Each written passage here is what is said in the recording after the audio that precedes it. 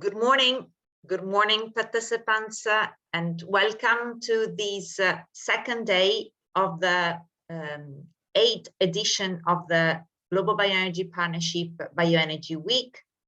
This event, for those who were not connected yesterday, is organized in collaboration with the UNECA, with FAO, and African Union and AFREC, under the auspices of the Global Bioenergy Partnership. We have had a very interesting session yesterday with opening remarks from honorable representatives of the organization and countries that made this event possible, supporting the Global Bioenergy Partnership. We have had very interesting discussions on policies, national, regional, and global policies, on sustainability, sustainable value chains, and also on statistics, on the importance of collection of data and availability of data. We now have a full day agenda for today, for the second day of the 8th Bioenergy Week. Allow me to give you some technical recommendation in order to facilitate the flow of the event. Please keep your camera and microphone switched off throughout the event in order to facilitate video and audio. If you have questions for panelists, for speakers, please put them in the chat box. Of course, for speakers of the session, they are welcome to put on their camera and their microphone as soon as they have to intervene. When intervening, please talk slowly and clearly in order to facilitate interpretation. We do have an interpretation service for English and French, and you could select the language on the bottom side of the screen. If you have technical problems, please email us so that we could support you. And please also note that the event is being recorded, and the recording will be available to all participants afterwards. Well, the first session of today will be focused on sustainable bioenergy as a contribution to land conservation and restoration. It is moderated by Mrs. Joan Kagwania, Chief Agriculture and Business Enabling Environment, Private Sector Development and Finance Division at UNECA. Before giving the floor to Mrs. Kagwania, allow me to launch a live poll. You know, yesterday also, at the beginning of each session, we've launched live polls that normally are focused on the thematic area of the session, of each session. This will allow also you as participants to share your views, your knowledge regarding the specific thematic area of the session. And again, this morning is about sustainable bioenergy as a contribution to land conservation and restoration. It is a single choice question, so you can only select one response. And here is the question. How aware are you of the contribution that sustainable bioenergy can make to land conservation and restoration?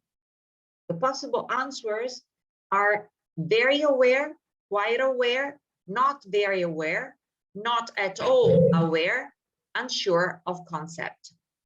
So please vote so that we could also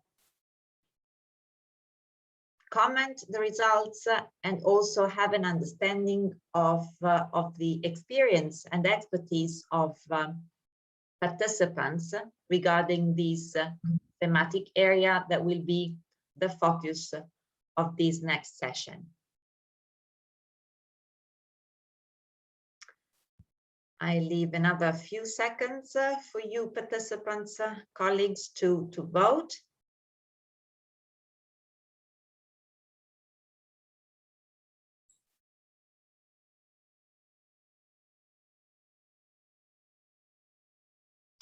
All right, we may close the poll. All right, so the majority of participants is quite aware of the thematic area.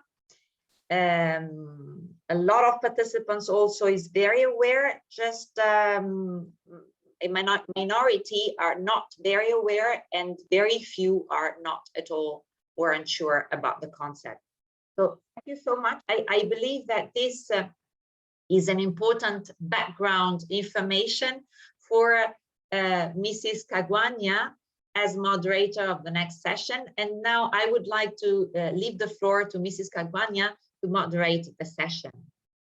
Mrs. Kagwanya, over to you to take the floor. Thank you. Thank you very much. Thank you, Maria. My name is Joanne Kagwanja. It's not as easy to pronounce, I can understand. I'm very excited to be moderating this session. I am at the ECA, at the Agriculture and Business Enabling Environment section. I also coordinate the Africa Land Policy Center. So as you can understand, talking about issues of sustainable restoration of land, issues that are obviously of interest to me. I look at it from the land governance side, but I'm also quite interested in looking at issues across to sustainable land management and climate change as well. So I welcome all of us to this session. Given the poll that we have just taken, I imagine most of us are going to be quite engaged in this because we are quite aware of those linkages.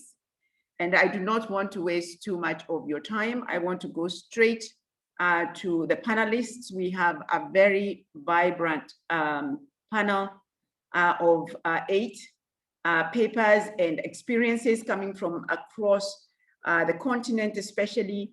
So I am very pleased to be taking a back seat now and introducing our panelists. My understanding is that Barhane is not yet here. Mr. Barhane Kindane, my understanding is you're not yet here, but if you're here, we shall slot you in when you come. Yeah, you're not here. So let me go to the second paper. So we're looking at cross-border charcoal trade, implications for sustainable wood fuel value chains in Africa. I encourage all of us to keep ourselves muted so that we can give the floor to Ms. Fosiso Sola of ICRAF to take us through the first paper. You have the floor. And kindly share your presentation on the screen.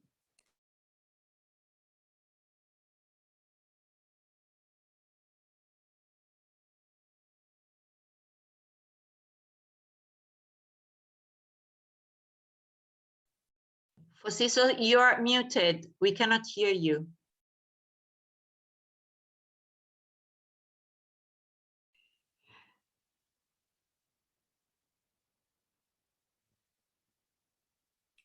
She's now unmuted. Please try to speak so we know that you don't have technical difficulties. Good morning. Good morning. Please go ahead. Yes, please go ahead. We can hear you. All right, thank you. I'll take you through this talk of cross-border trade implications for sustainable fuel value chains in Africa.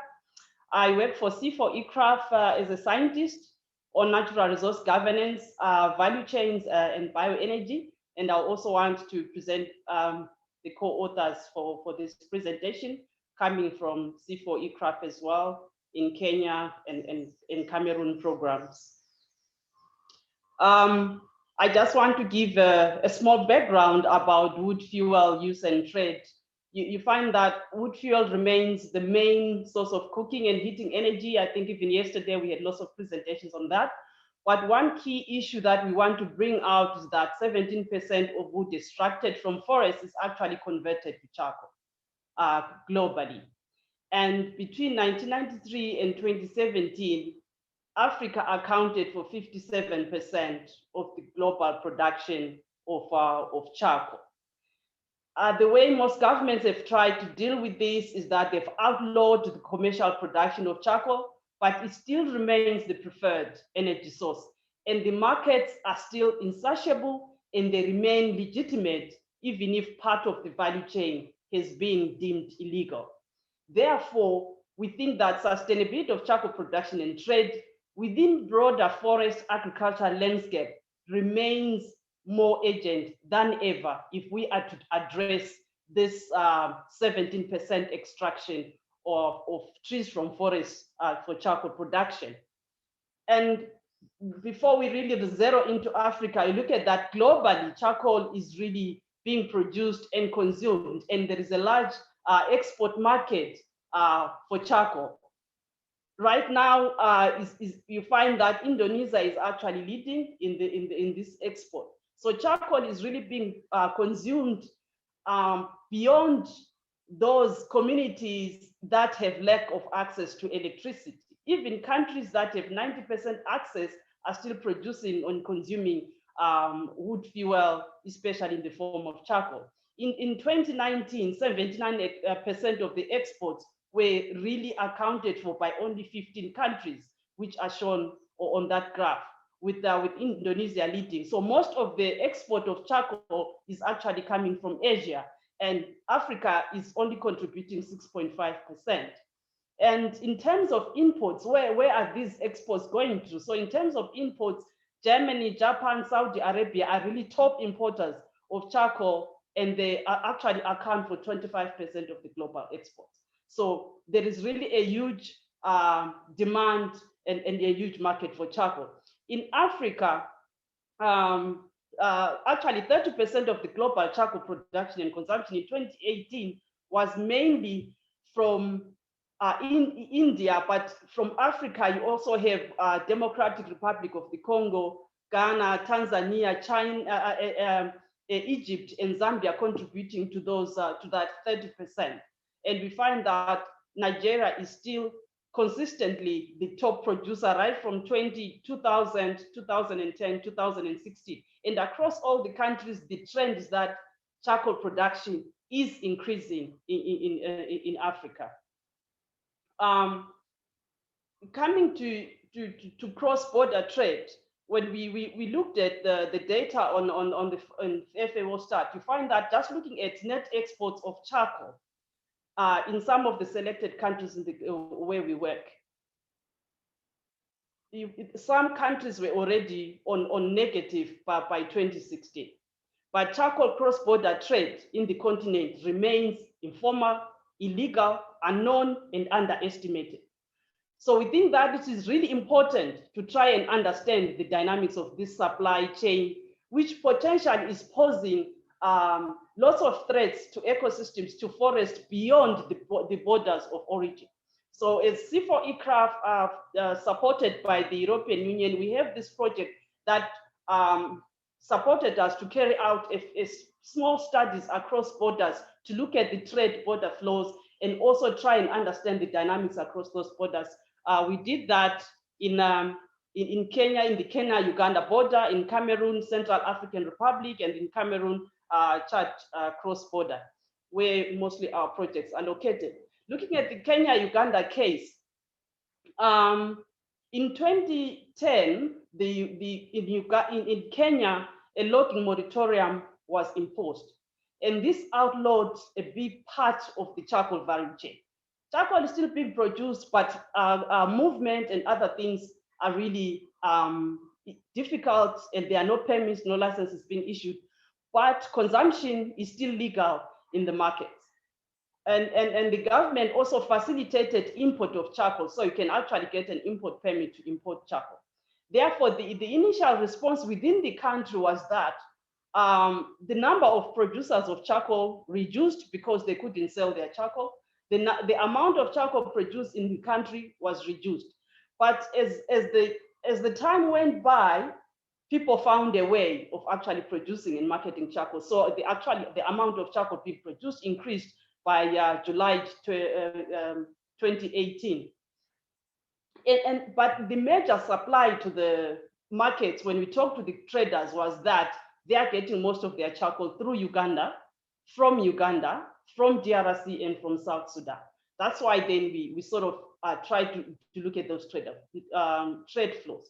which means that the logging moratorium, the ban on charcoal, shifted the supply basins from Kenya across the borders of Uganda and of course Tanzania as well.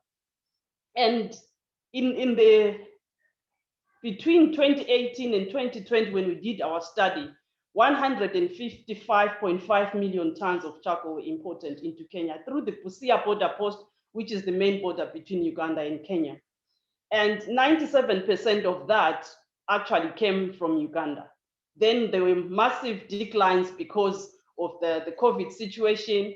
And later during 2020, actually there was increased enforcement in Uganda. So there was a decline in the amount of charcoal coming into Kenya. But really the major factor there was the COVID restrictions, because then the truckers couldn't move without COVID tests and so on. And we found that in terms of gender, there was really a high representation of women also participating in this trade. As much as 41% of the people trading were actually women across the border. Besides the formal border post in Busia, there are many other informal border crossings. So we tried to compare one of the border crossings to see how much charcoal was coming through there, through bicycles and motorcycles and head loads and so on. So we sat there for 2 weeks to try and look at those border flows in order to compare with what was coming through the main border post. And just using that one border post, we found that 27% of the charcoal that came through that week between those two borders actually came through the informal border crossings and not through the formal border crossing. And therefore, we really think almost a third of the charcoal trade flows are unknown, are unrecorded, are underestimated, they are informal, they are illegal, whatever term is given, but a big chunk of that trade is really unknown and accounted for. It doesn't come through the formal systems. And then looking at the Cameroon Central African Republic trade flows, we found that it was mainly firewood that came through into Cameroon from the Central African Republic than charcoal. Throughout the dry season and the wet season, it was really mainly firewood that came through. And most of this actually was brought in by haulage trucks, not so much by the smaller motorcycles and the carts. And unlike in Kenya, where most of the charcoal was transported further into the country away from the border post, most of that charcoal actually remained within the border town and was consumed within the border town, although some of it was then transported to Yaoundé and Douala and even further north. In this, the charcoal flow, the wood fuel flows, when we estimated them, we found that within that short period of time, about 4,000 tons of firewood came through there, which were worth about $194,000 US. And as well as firewood, charcoal, even if it was less, but still it was worth about $178,000 US. And in this case, most of the flows also came through the informal border crossing rather than the main border crossing that was there. We also looked at the trade flows between Cameroon and Nigeria and Chad. Flows into Nigeria were mostly of firewood, whereas flows into Chad were mostly charcoal. And this was related to some of the enforcement measures that were put, that were differing between the two countries. And then so these differing legislations and differing regulations between the countries, we found them very interesting, because you find that if you were to trace a charcoal bag from South Sudan through Uganda to Kenya, that charcoal bag is taxed so many times before it actually leaves the Kenya border to be transported into the markets.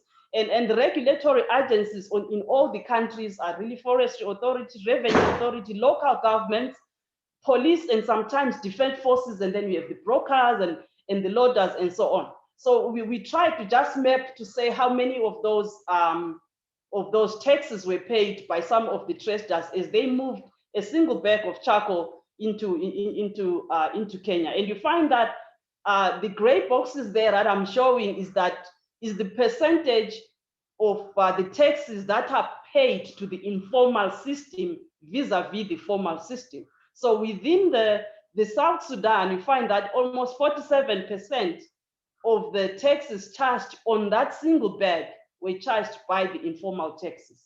And then in Uganda is 31%, and in Kenya is 21%. So then this begs this question, is charcoal cross-border trade informal? Is it illegal?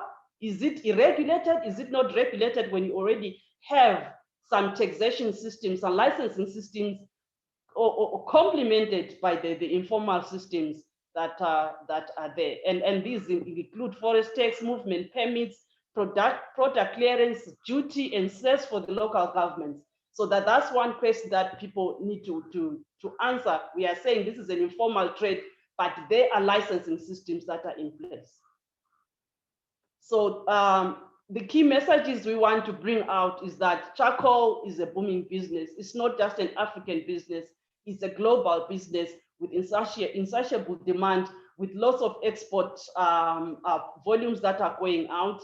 But most of these supply basins are really being threatened. Some of them are already degraded, some are already experienced deforestation, and these impacts go beyond the borders. They are not just restricted to Kenya, they're not restricted to Cameroon. So the consumption in Cameroon is impacting the forest in Central African Republic. The consumption in Chad is impacting Northern Cameroon. And that's something that needs to be taken into account as people make strategies and way forward. Also, what is important is that wood fuel bans don't regulate or manage value chains. They just shift production bases, drive trade underground, and they're even more detrimental because you can't manage what you don't know. So what is not known cannot be managed. Significant amount of wood fuel flows are through the informal, illegal, unknown, unregulated channels. Are these regulations really known? Are people trying to avoid them? If they are known, maybe they are so intimidating that people are afraid that they will not be able to comply. What are those incentives that are there to incentivize traders to be able to comply and move within the formal systems? Therefore, this calls for better strategies for guiding, supporting, and regulating wood fuel value chains in Africa. And we call for greater engagement of stakeholders at regional level, at continental level, so that we can engage, bring in knowledge, bring in evidence to inform policy and practice around the wood fuel value chains and cross-border trade. Thank you very much. Thank you very much for that paper. You did take a little bit longer because I had forgotten to tell you that you have 10 minutes when we started. I will not be as generous with the other presenters. I will just be giving you 10 minutes only. You took a little bit of 3-4 minutes there extra. But thank you for that paper, the clarity with which you presented it. I urge all participants to please put your comments or questions in the chat. We shall take the questions in the Q&A, which is going to come at the end of all presenters. Let me just ask if our first paper presenter is on, Barhane Kidane. When you do come in, identify yourself. But meanwhile, we'll move to our third paper presenter, who is Ms. Rosio Diaz Chavez, who is going to take us through a paper on sustainable assessment of the sugarcane biogas briquettes residues by the tea industry in Kenya. You're based at the Stockholm Environment Institute in Kenya. You have the floor. Thank you, Joanne, and good morning to everybody. So thank you very much to GBEF Secretariat for the invitation. I am Rocio Diaz Chavez. I am the Deputy Director of the Stockholm Environment Institute at the Africa Center, and I am also the Energy and Climate Change Program Leader from the organization. And I have been contributing with GBEF for over 15 years or something like that, almost since the beginning. And I am really happy to be here to present this paper that it is about the work that we conducted in Kenya. Let me just share my screen.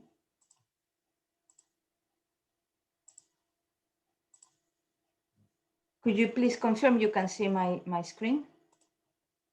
Yes, we can see your screen. Just put it in presentation mode. Okay, thank you very much. So the presentation is about two bioenergy pathways that were selected in the case of Kenya, particularly on charcoal production from woodland and farmland and from sugar cane bagasse. I will explain it in a moment. I will not go into too much detail about the background because several of the presentations yesterday focused on that. But as you know, the majority of sub-Saharan Africa is utilizing fuel wood for energy, particularly in rural households. And in the case of Kenya, the use of charcoal in urban areas, well, has been already explained, has risen in the last 2 decades. Charcoal industry, it's an important area because it provides employment to over 500,000 people and with a large generation of income. And there was a ban in 2018 for charcoal production from public land forests in Kenya. And at the time that we were conducting this study was still there. The sources of energy for the case of Kenya, you can see the energy mix is dominated by geothermal and hydro, which is very good in terms of renewable energy. Nevertheless, considering that Kenya has 52 million, around 52 million population, the access to electricity is 70%, but the access to clean cooking is 15%. So that is something that it continues to be a problem, particularly for rural areas. So the project was set up within FAO, GBEP, and UNEP, and with the participation of SEI, ICRAF, KEFRI, and Strathmore University in Kenya. And we had an advisory board with the Ministry of Environment, Ministry of Energy, and the Director of Climate Change. And through a national workshop, we selected these two pathways that later we applied the indicators of GBEP and validated in a workshop. So I will just say that because they were presented yesterday, that the results are presented in terms of the pillars. So the first pathway that was selected was the sugar cane bagasse briquettes used in the tea industry, and the second pathway, the charcoal from woodland and farmland use at household level. So most of these bagasse that is produced from the sugar processing factories, it's left to rotten on the ground. But some industries have started to produce these briquettes, and these briquettes have been sent to different organizations like the tea factories, but also some other industries. But we focus particularly in this aspect of the production of the briquettes. And while the second pathway was about this charcoal production and how it is utilized or produced from wood to the final users. And one thing that we have seen is exactly about how this projected annual biomass energy consumption has been increasing, and we projected that it was going to be continue increasing.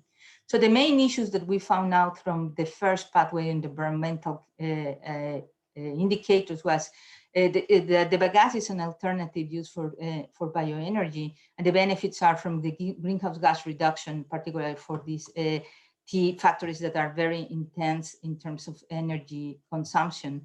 That there is still a challenge in terms of the transportation of the briquettes to other areas because of the greenhouse gases emissions. And there is restriction to the sugarcane belt in Kenya, but there are possibilities of expanding it to other type of briquettes. So in terms of social aspects, there is the new, it's a new sector, so some jobs have been created, but they are all on a scale and with minimum, even below the minimum wage. And the tea sector is really interesting on utilizing this type of biomass, but they need to, they have also indicated that they have to improve their boilers, and the briquettes can be used, as I mentioned, in other companies. So many women are participating in this task, particularly drying the bagasse, but it is still very limited in terms of the skills and the payment. While pathway 2 was, in terms of policy, is very well regulated, we could say, but there are still some issues that are not fully counted for, and I think that the presentation from Sola also demonstrated that. So in terms of environmental aspect, well, we found that there is still need to define woodland and farmland. And I think in terms of what this session is about, this is an important aspect. There are some species of trees like acacia that are overused, and this also has an impact in terms of ecosystems. There are two areas particularly for production, Narok and Kitui, that produce particularly for the use in Nairobi. And the non-greenhouse gas emissions could be reduced in terms of transportation, and they are also determined by the species that are used and the improvement of the kilns. In social aspects, well, of course, there is always the health implication and how the benefits of using other type of improved cooking stoves, and how this could also have other type of job creation and livelihoods that could be even over the amount that is 500,000 of jobs in the charcoal. And the prices of charcoals affect the food basket. That is very, very well studied in Kenya. So the ban of charcoal has been fomented, let's say, on the import from Uganda, and as it was explained in the previous presentation. But I would like to finalize also with some of the links that this has with bioeconomy, because we have been working on a regional bioeconomy strategy, and we have seen the benefits that it could have. In terms of the strategic thematic areas that were selected for this East Africa regional bioeconomy strategy, we have food security, health and well-being, bio-based industrial development, but importantly, we left sustainable energy through biomass and other type of biogas and advanced biofuels that could help in the region, because for the global south, the improved value chains could be still simple, but with aggregated value, it is still possible to have better sustainability benefits. And one last aspect is about landscape governance. So we also produce a report on in terms of the use of all these biomass and biomaterials for the International Energy Agency. And we know that a landscape governance, with several cases that we reviewed around the world, but 3 cases in Kenya, is that landscape governance can help to balance the power, to have better benefits in terms of the values for all stakeholders, to enhance the collaboration, to have access to other markets as well, and to have a better resource management and decision making. And this is particularly important for the case of the landscape. So considering how the local value supply chain can influence the national, regional, and also the global value chains. So also mentioned yesterday in several of the presentations in one of the sessions, it's about what this project with GBEP produced. So we have always said that there is a lack of data and indicators, and this can be sorted out also if we have all the information from the different pillars, including policy and institutions or governance, and how they can be utilized for assessing different impacts, and also to keep a record of what it is produced and how the data is used by the different policy makers and policy agendas in a country. So if we manage to integrate all of them, including with bioeconomy, we consider that it is possible really to have better improvements in the SDGs, and also to really materialize the benefits of the utilization of bioenergy within also wider goals as it is in bioeconomy. Thank you very much.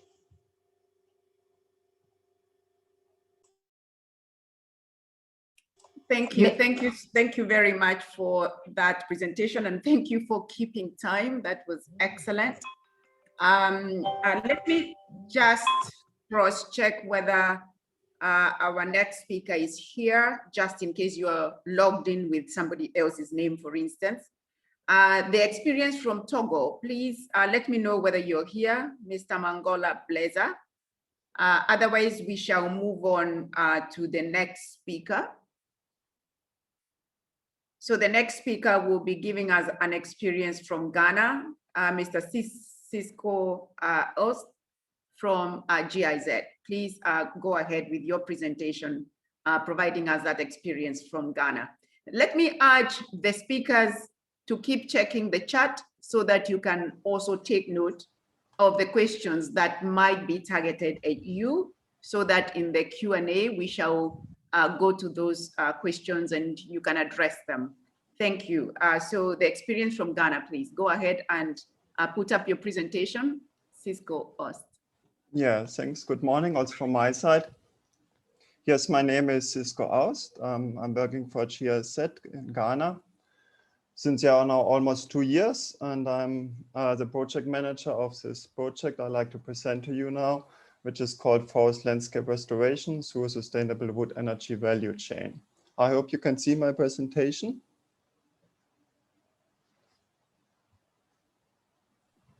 Yes. Okay, great, thanks. Okay, yeah, the project is, let me start with the background. Okay. Yeah, the background is that also, as we have seen in the presentations before, it's a similar case in Ghana. We have a high deforestation and degradation in Ghana through charcoal. So in the last, since 2000, Ghana has lost already 17% of its tree cover, which is around Cisco, if you could put in presentation mode so that participants could see okay, a wider screen. Thank you. Yeah, sure. Okay, yes. So that's around 1.17 million hectares, which were lost since 2000. And beside the extension of farming, logging and mining, charcoal and firewood production is one of the main factors, especially for forest degradation.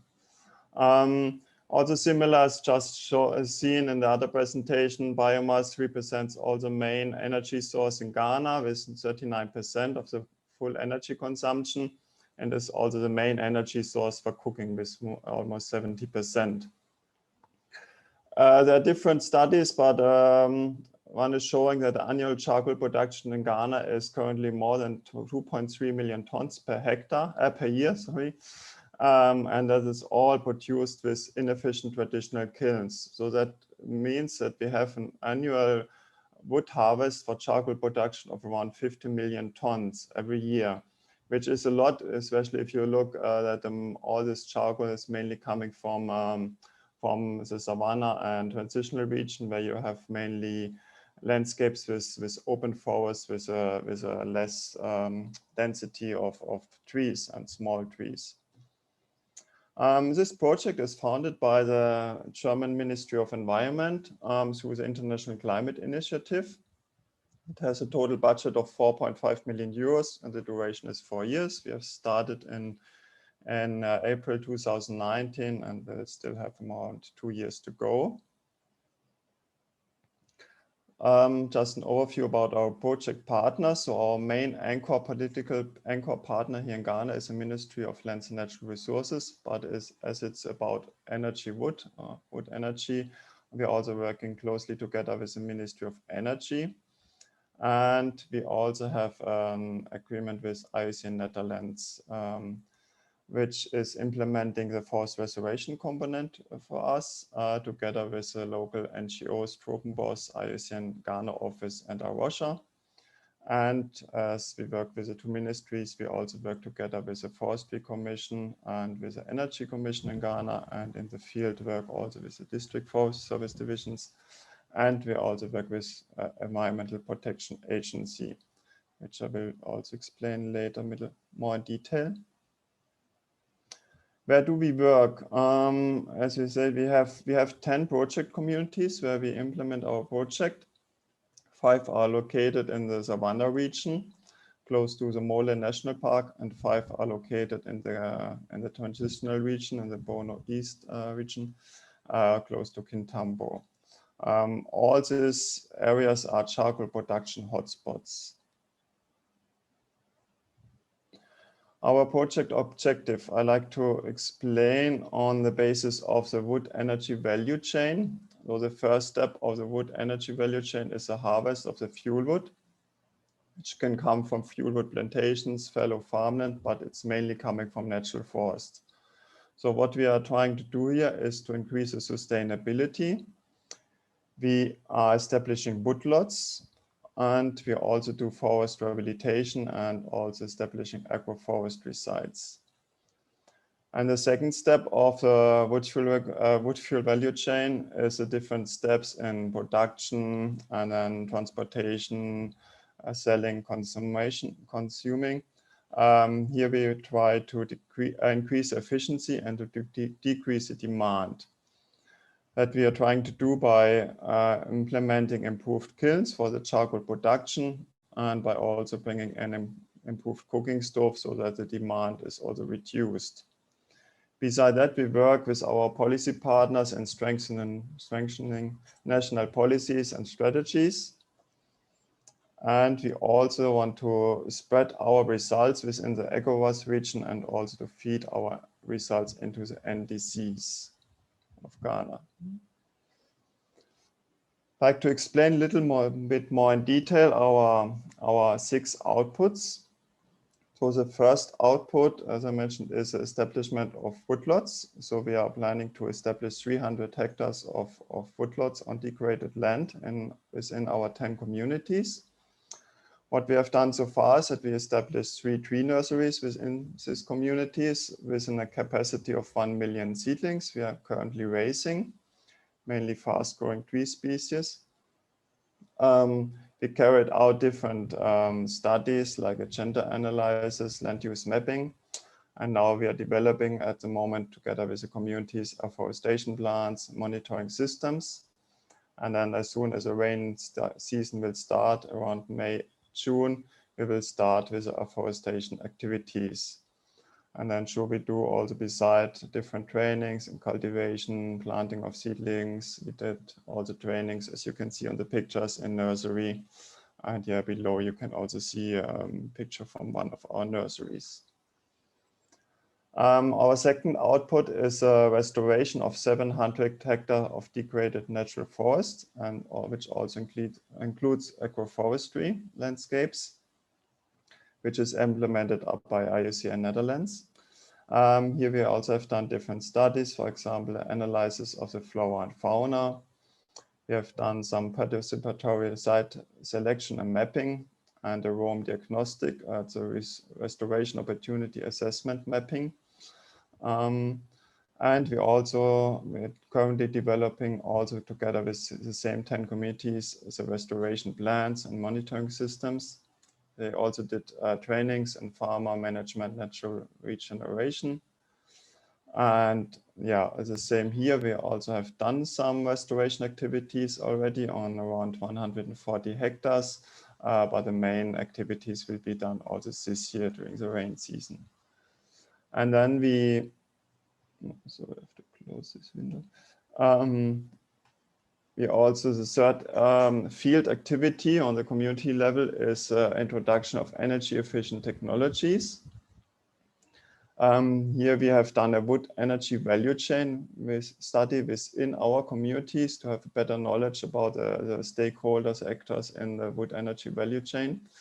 And it was also shown in this study that efficient stoves and also efficient kilns are rarely used or not known also often.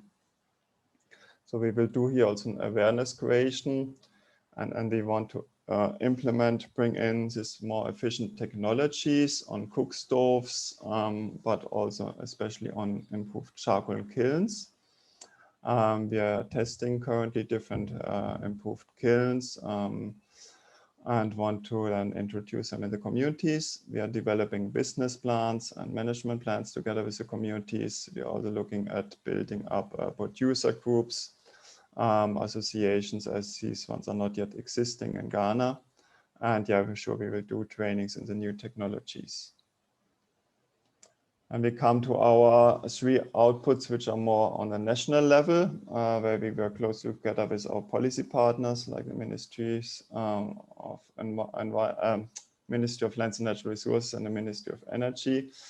Here, for example, on the output 4, we support the process of modification, reformulation of energy and climate relevant strategies. For example, we have here a cooperation with the Energy Commission support them in the preparation of the national wood fuel regulation, which will hopefully come then into Parliament this year. We are also working in technical working groups with all the other policy partners to work on different other topics, all in regard of the energy and climate relevant. And we have several bilateral meetings with policy partners on different strategies and policy support. On the output 5, we will, as soon as we have some experience results to show, we will also disseminate them in the ECOWAS region. So we will here do feasibility studies into other ECOWAS countries, and we will also organize regional exchange platforms and workshops. And then the last output is a feeding of the project results into the Ghana NDCs.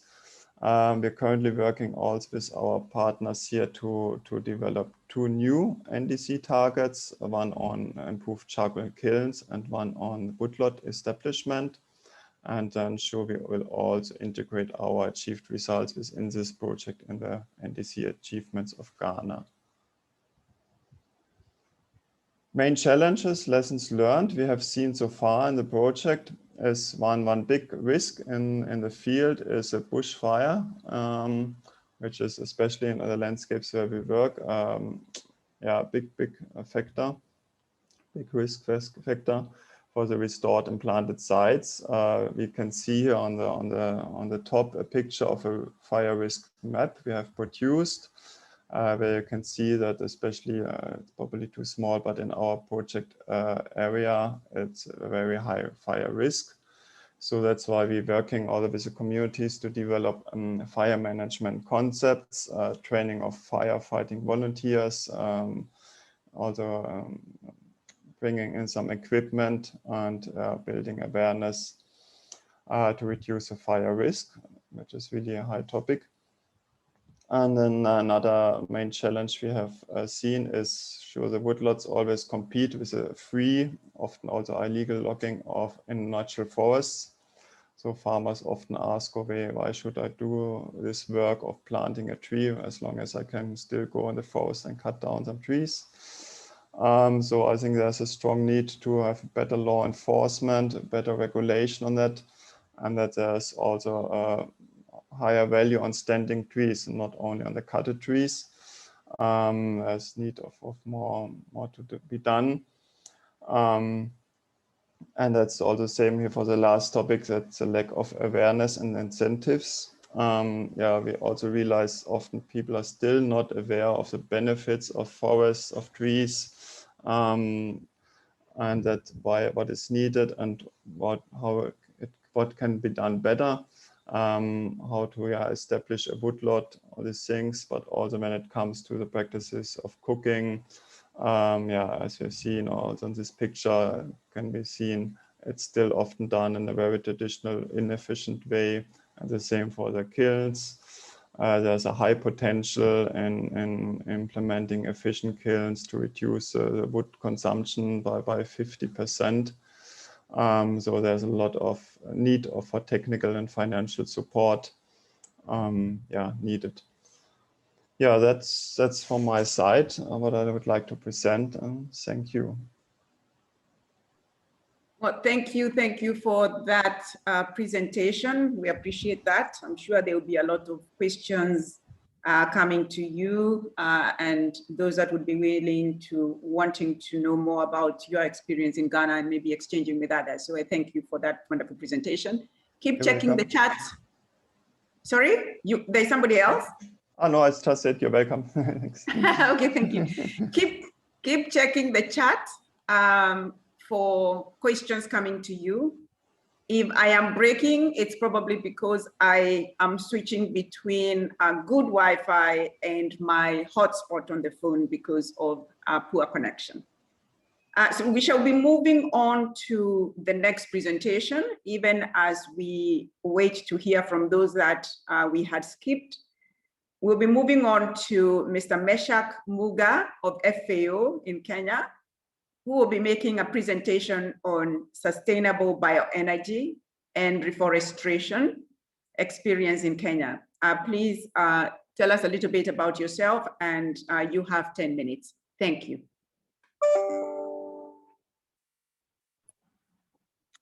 Yeah, thank you, Joanne. I'll share my screen. I hope it is visible. Yes, it is. Just put it in presentation mode. Yeah, Thank my you. name is Meshak Amuga. I'm coordinating a project on restoration of arid and semi-arid lands of Kenya through bioenterprise development and other incentives. This is under the Restoration Initiative. And I'm presenting together with my colleague, Peter Ogutu, who is the project manager, Biofuel for Kenya project. And I work for Food and Agriculture Organization based in Kenya. As Joanna said, our presentation is Sustainable Bioenergy and Reforestation Experiences in Kenya.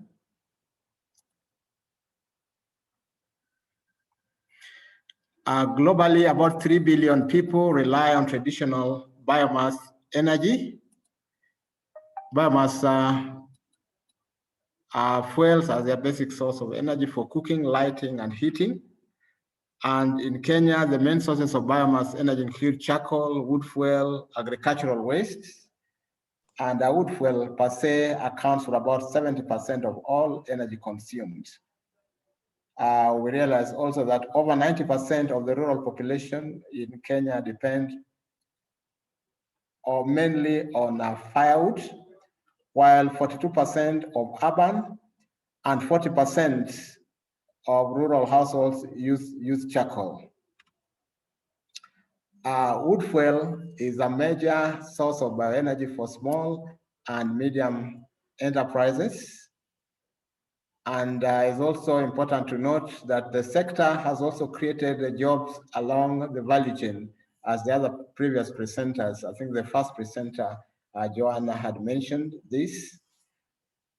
And it is projected that there'll be an increase of about 17.8% by 2032 in terms of charcoal and fuel wood production.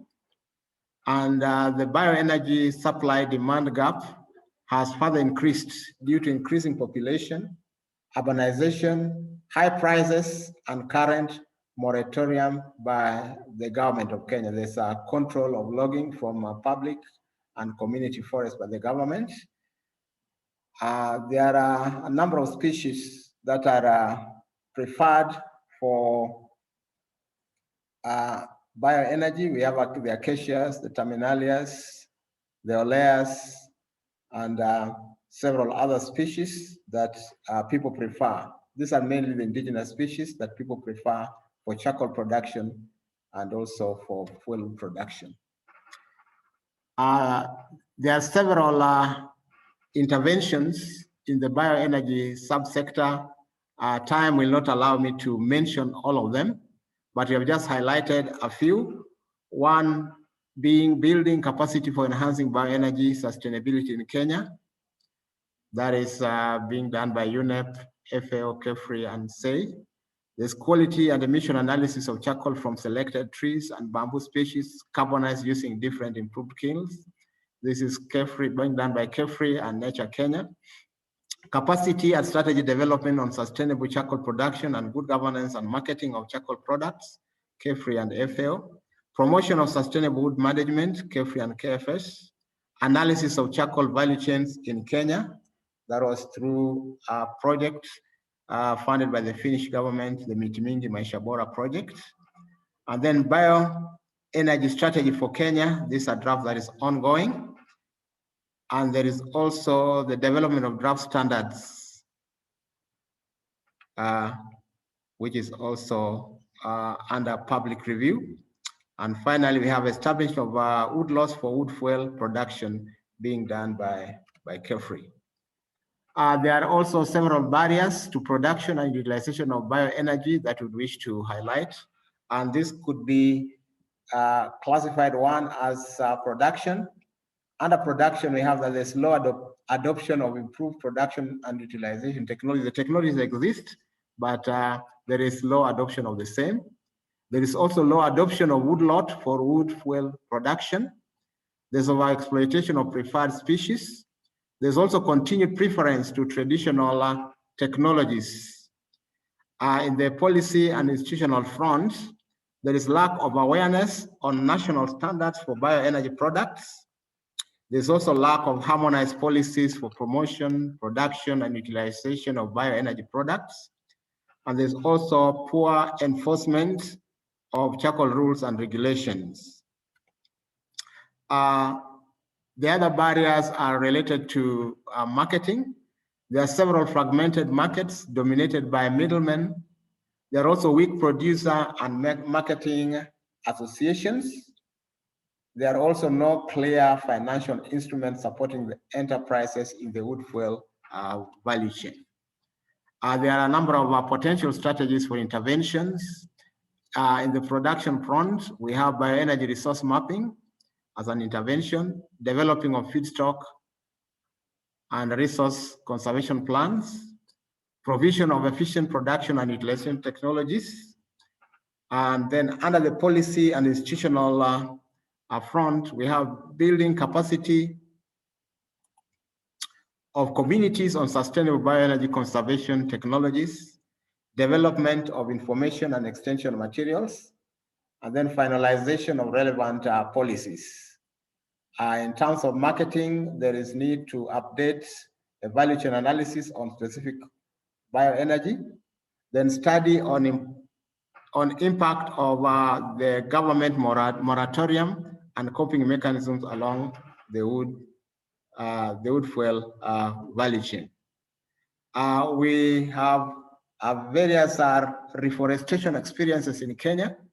The forest cover in Kenya stands at 7.4%, which is below the 10% constitutional requirement. And the Kenyan landscapes, including forests, are threatened by degradation. And reforestation is a priority to the national government, and this is supported by various government policies and strategies, including Vision 2030, the Forest Conservation Management Act, Climate Act, the National Program, National Strategy for Achieving and Maintaining over 10% Forest Cover, the National Climate Action Plan, the Draft Forest Landscape Restoration Implementation Action Plan, and several others. The Draft Forest Landscape Restoration Implementation Action Plan, for example, aims at restoring 2.5 million hectares of deforested and degraded landscapes by 2025. The National Climate Response Strategy and National Climate Change Action Plan calls for growing about 7.6 billion trees on 4.1 million hectares in 20 years. And reforestation, as all of us are aware, is also fulfillment of various international obligations, including the Bond Challenge, of where Kenya has committed herself to plant 5.1 million, to restore 5.1 million hectares by 2030. And other interventions include capacity, policy, and financial incentives for PFM in Kirisia Forest, which is a GEF-funded program being implemented by FAO and KFS, aiming at restoring 17,000 hectares. Our project, which is also supported by GEF, which is restoration of Mkogodo Forest and Mount Kulal, is aiming at restoring directly 8,700 hectares. Nature Kenya, that is as a project that is also supported by GF6 program. And they also aim at restoring 10,000 hectares of 10,000 hectares directly. And then there's also a program which is being carried out by KFS, supported by African Development Bank, that is focusing on the restoration of Mao complex and Abadeas, and they are targeting 37,000 hectares of direct restoration. We have forest and farm facility by FAO that strengthens forest and farm producer organizations, and WWF has got several interventions that time may not allow me to go through all of them. There are several interventions by WWF that are also targeting restoration of various forest landscapes in Kenya. Others include Trillion Trees in Kenya program that targets 47,000 hectares. And then we have Tupande Pamoja initiative in Kiambu, and then Kenya Agricultural Project in Bungoma and Kisumu counties that target 45,000 hectares. So these are just a few of the many interventions in terms of reforestation in Kenya. There are several lessons that have been learned. So one is that for best results, it is critical to involve all stakeholders from planning phase. For long-term sustainability, it is essential to incorporate community livelihood support, such as bioenterprise development. There is more impact through landscape approaches that include state or community forests and adjacent land. Community are also enthusiastic about tree planting, so we need to take advantage of this. Synergies and complementarities are very, very critical in coming up with effective restoration initiatives. A national knowledge management system is critical so that we can be able to capture all the various interventions by the different partners. Payment of ecosystem services is a very good incentive to the local communities and various stakeholders. Capacity building of key stakeholders is very, very important so that they can be able to appreciate new technologies for reforestation. There's also need for regular consultative meetings with implementing partners for effective implementation of programs. Use of webinars and other virtual programs is innovative and cost-effective information sharing amongst partners. Development and integration of relevant policies and strategies is very, very essential in promotion of restoration or reforestation activities. And it is also critical to fast track the enactment of the National Forest Policy that aims at exploring new measures to hold and reverse the pace of deforestation and forest degradation in the country and increasing forest cover. So thanks so much for your attention. Thank you. Well, thank you, Meshach, for that wonderful presentation. Very, very succinct and straightforward. I'm inviting you to also check on the chat and respond to some of the comments that are coming through. I'm happy to note the next presenter is here, Pragnesh Mishra. You will be joining us, and you're based in Ghana as well. So we have quite a few experiences coming out of Ghana, out of Kenya. And you will be making a presentation on producing pellets in Ghana. Do tell us a little bit about what you're doing over there at Abelion Clean Energy, and please go ahead and make your presentation. Thank you.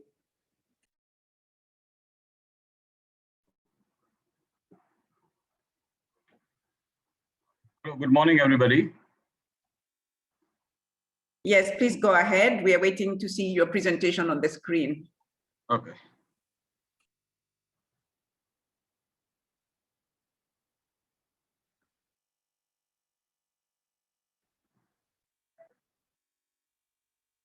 Yes, I think this is my presentation. I hope I shared my screen. Good morning, everybody. I am representing Abelion Clean Energy. Please put it in presentation mode so that we are able to follow. Thank you.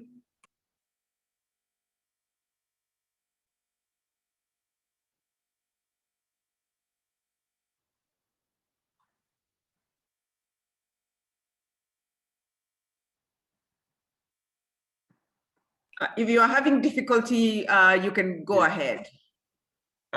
Can you see the presentation? We can see the presentation. It's a little bit small, but that's okay. I mean, just go ahead. Okay. Yes, so I represented here Abalone Clean Energy, and we'll be talking about pellet production in Ghana. Abalone is an Indian company, and we provide various clean energy solutions, basically into biomass and waste to energy and solar.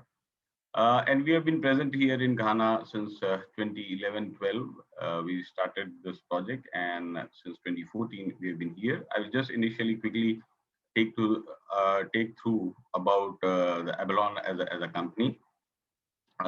We have an integrated approach where we call good watts, good steps, and good routes. That is, good watts is producing power, that is from waste to energy and solar to energy. Good step is about the pellet business or about the heating business, where heating or heat is required for any type of processing or cooking or energy. So we are producing pellets through various sources of biomass. It can be a wood or it can be an agriculture residue. And the third version is a business we have is good roots. That is, we do farming, we do contract farming to produce our own biomass, as well as we also do dairy farming.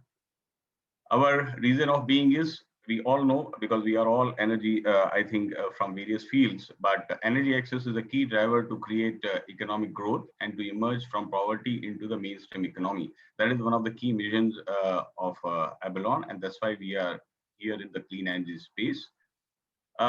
Let's see our genesis. I think we are still a young company, started this business or this initiative in 2009 from India, and we came here around in Africa, in Ghana in 2011. So it has been 10 years in Africa where we have been producing pellets and replacing various other conventional fuels. This is our value chain. I think we are all familiar from farm, from the forest or to the farm up to the customer. That is, we have various sources of biomass from the farmers or from the forest. We do the collection, which is one of the most challenging and difficult task for this whole value chain. Then we have set up a various state-of-art manufacturing pellet facility, three of them in India and one of them in Ghana. And further, it goes to the various customers, either to the industrial segment or the retail segment or the cooking segment throughout the world.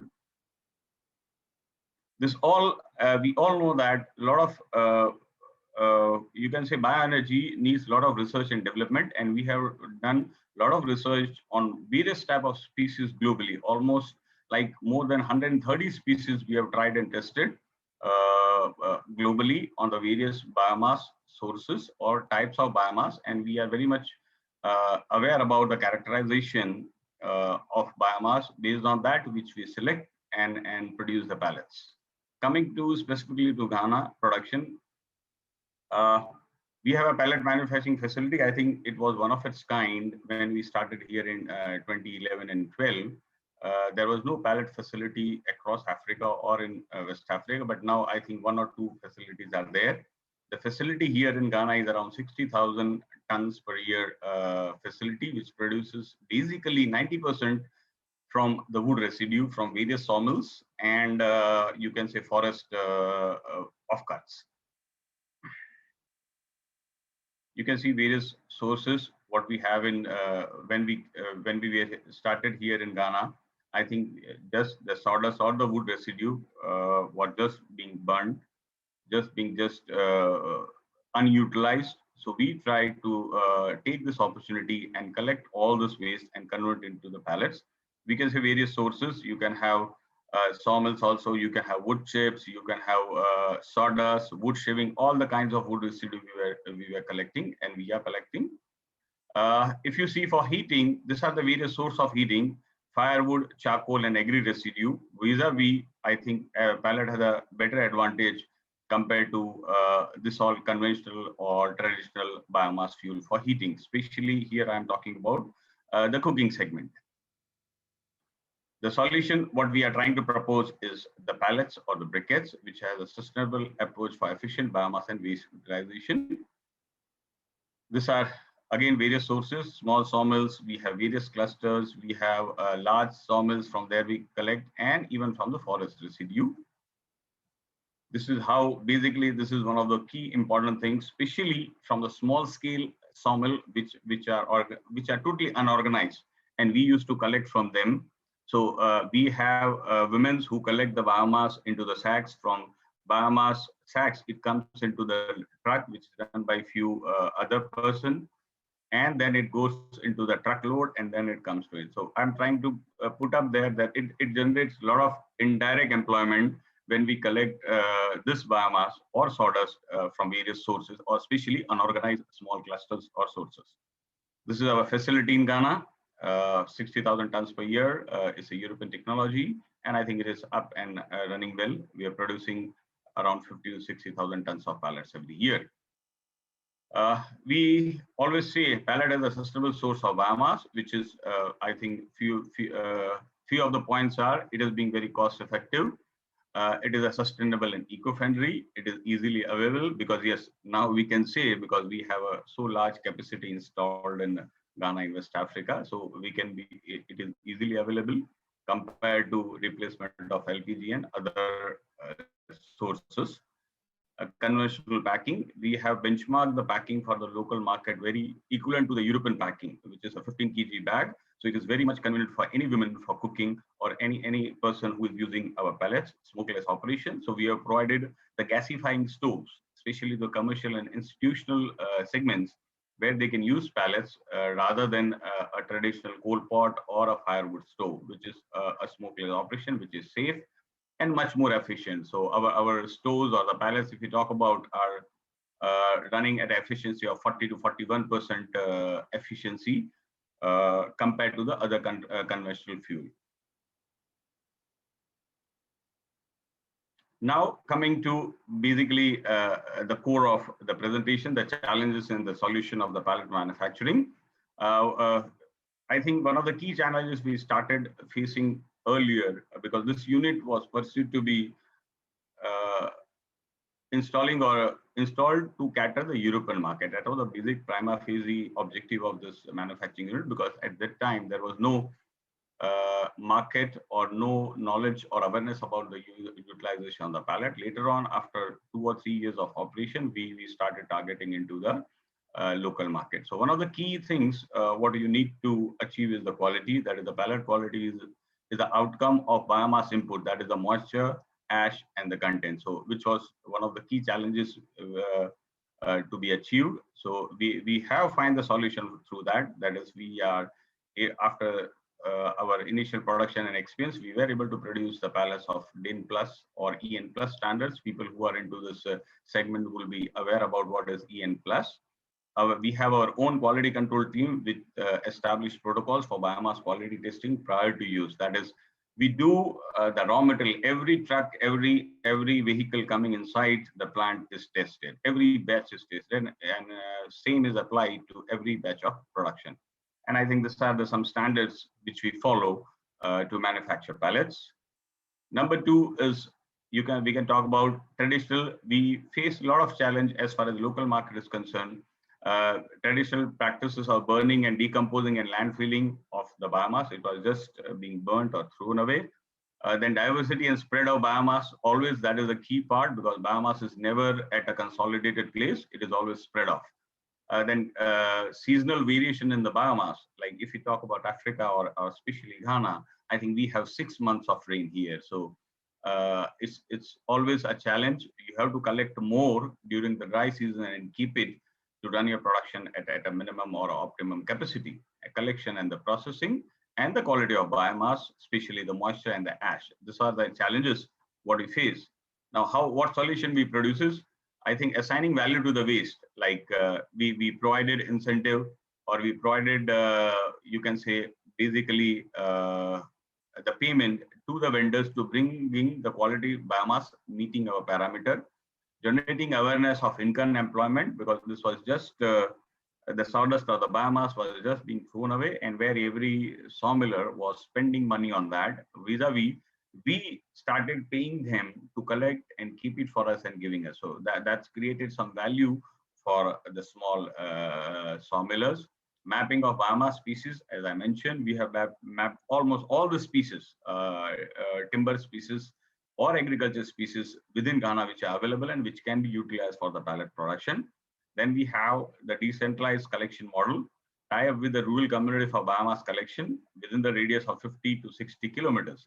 And I think this was the initial limitation, but as we move forward now, because as we started utilizing biomass and the people are aware, I think we have to go more further. Now our range has gone even up to 80 kilometers, because that is one of the key challenges of biomass or a pellet manufacturing, that as you generate value from waste, I think the value is created and people start keeping it, and it becomes scarce. And we also are trying to develop agroforestry model promoting bamboo as an energy crop. Coming to the technology, because there was no technology. So pelletizing technology was at a nascent stage in Africa and Asia at that time. We are talking about 2011-12, but now we have developed it. So we have tied up with the leading global pelletizing technology, and we use a Netherlands technology for pelletizing. So the technology transferred can be done to locally, and people can be trained and develop the whole model. Now coming to challenges and opportunities, I think wood waste is a quality parameter, collection model, size, scale, and coverage. Small value, but multiple movements that happens, that even a small tricycle used to bring sawdust for us, maybe around 600 kgs or maybe 1000 kg, and the movement was much more. So sometimes even we were getting 50 to 60 trucks or tricycle per day. Traditional technologies were predominant, so we have to overcome it. Affordability of the pellet technology, wood burning or a degradation against use of bioenergy, and always that is the key. The funding for improved feedstock projects is always a key or a challenge in this part of the world. Opportunity, yes, there is a huge potential of biomass. There is wealth out of waste can be created. Increasing consumption of biofuel, that is reducing forest degradation, replacing traditional technologies, is to adapt in the existing system. So we try to develop the technology which are very much comfortable and merge into the existing system without much change into the processes of the customer or the application. Dedicated buyers or use or applications we have, employment generation and value chain creation throughout the chain.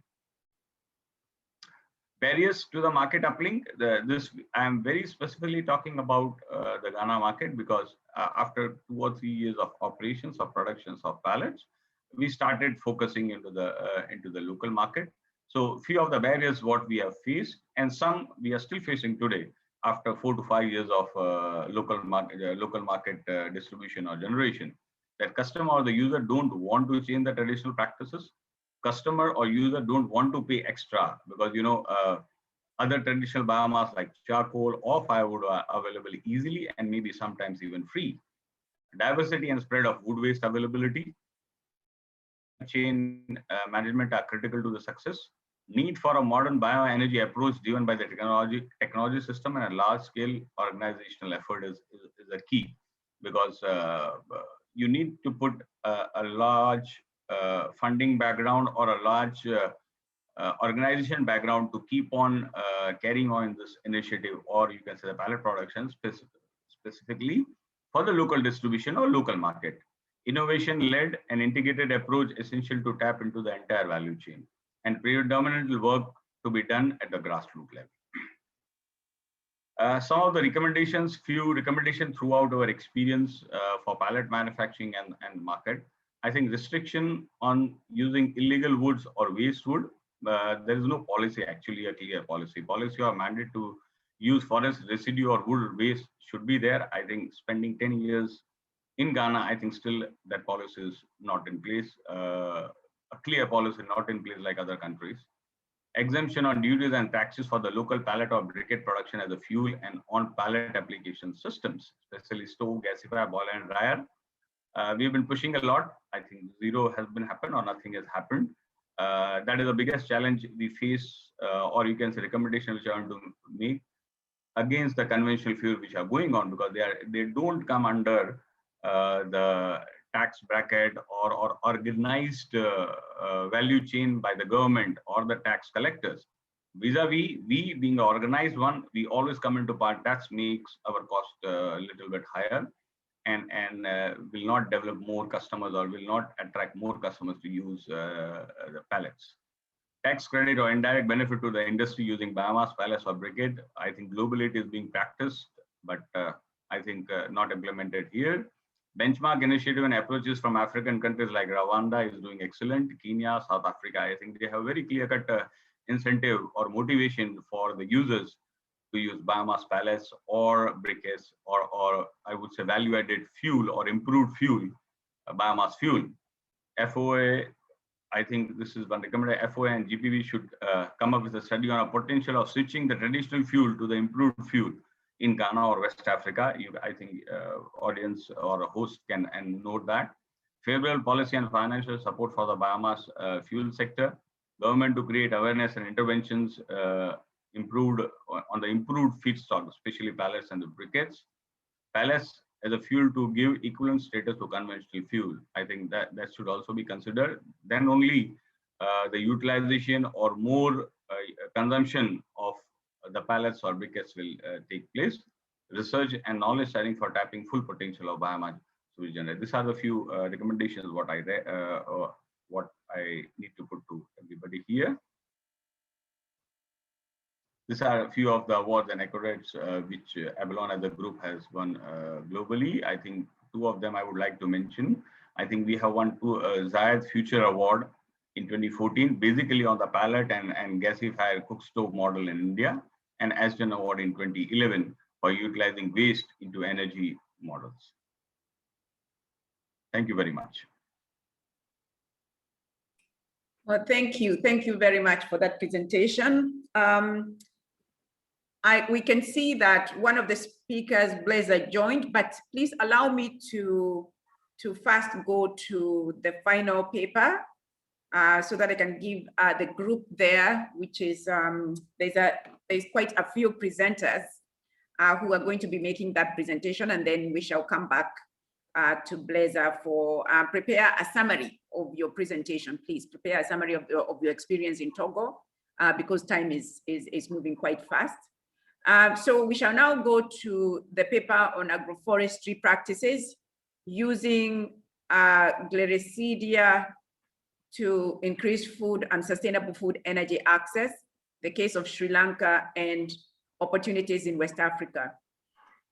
We shall be hearing a presentation with interventions from the three presenters, and let me invite them to come in and make the interventions. So we will have some people from the ECOWAS region, from Sri Lanka, and also from Global Greening Alliance. So that's quite a few presenters. If you can try to do it in as short a time as you can, we will have some time also for questions and answers. Thank you.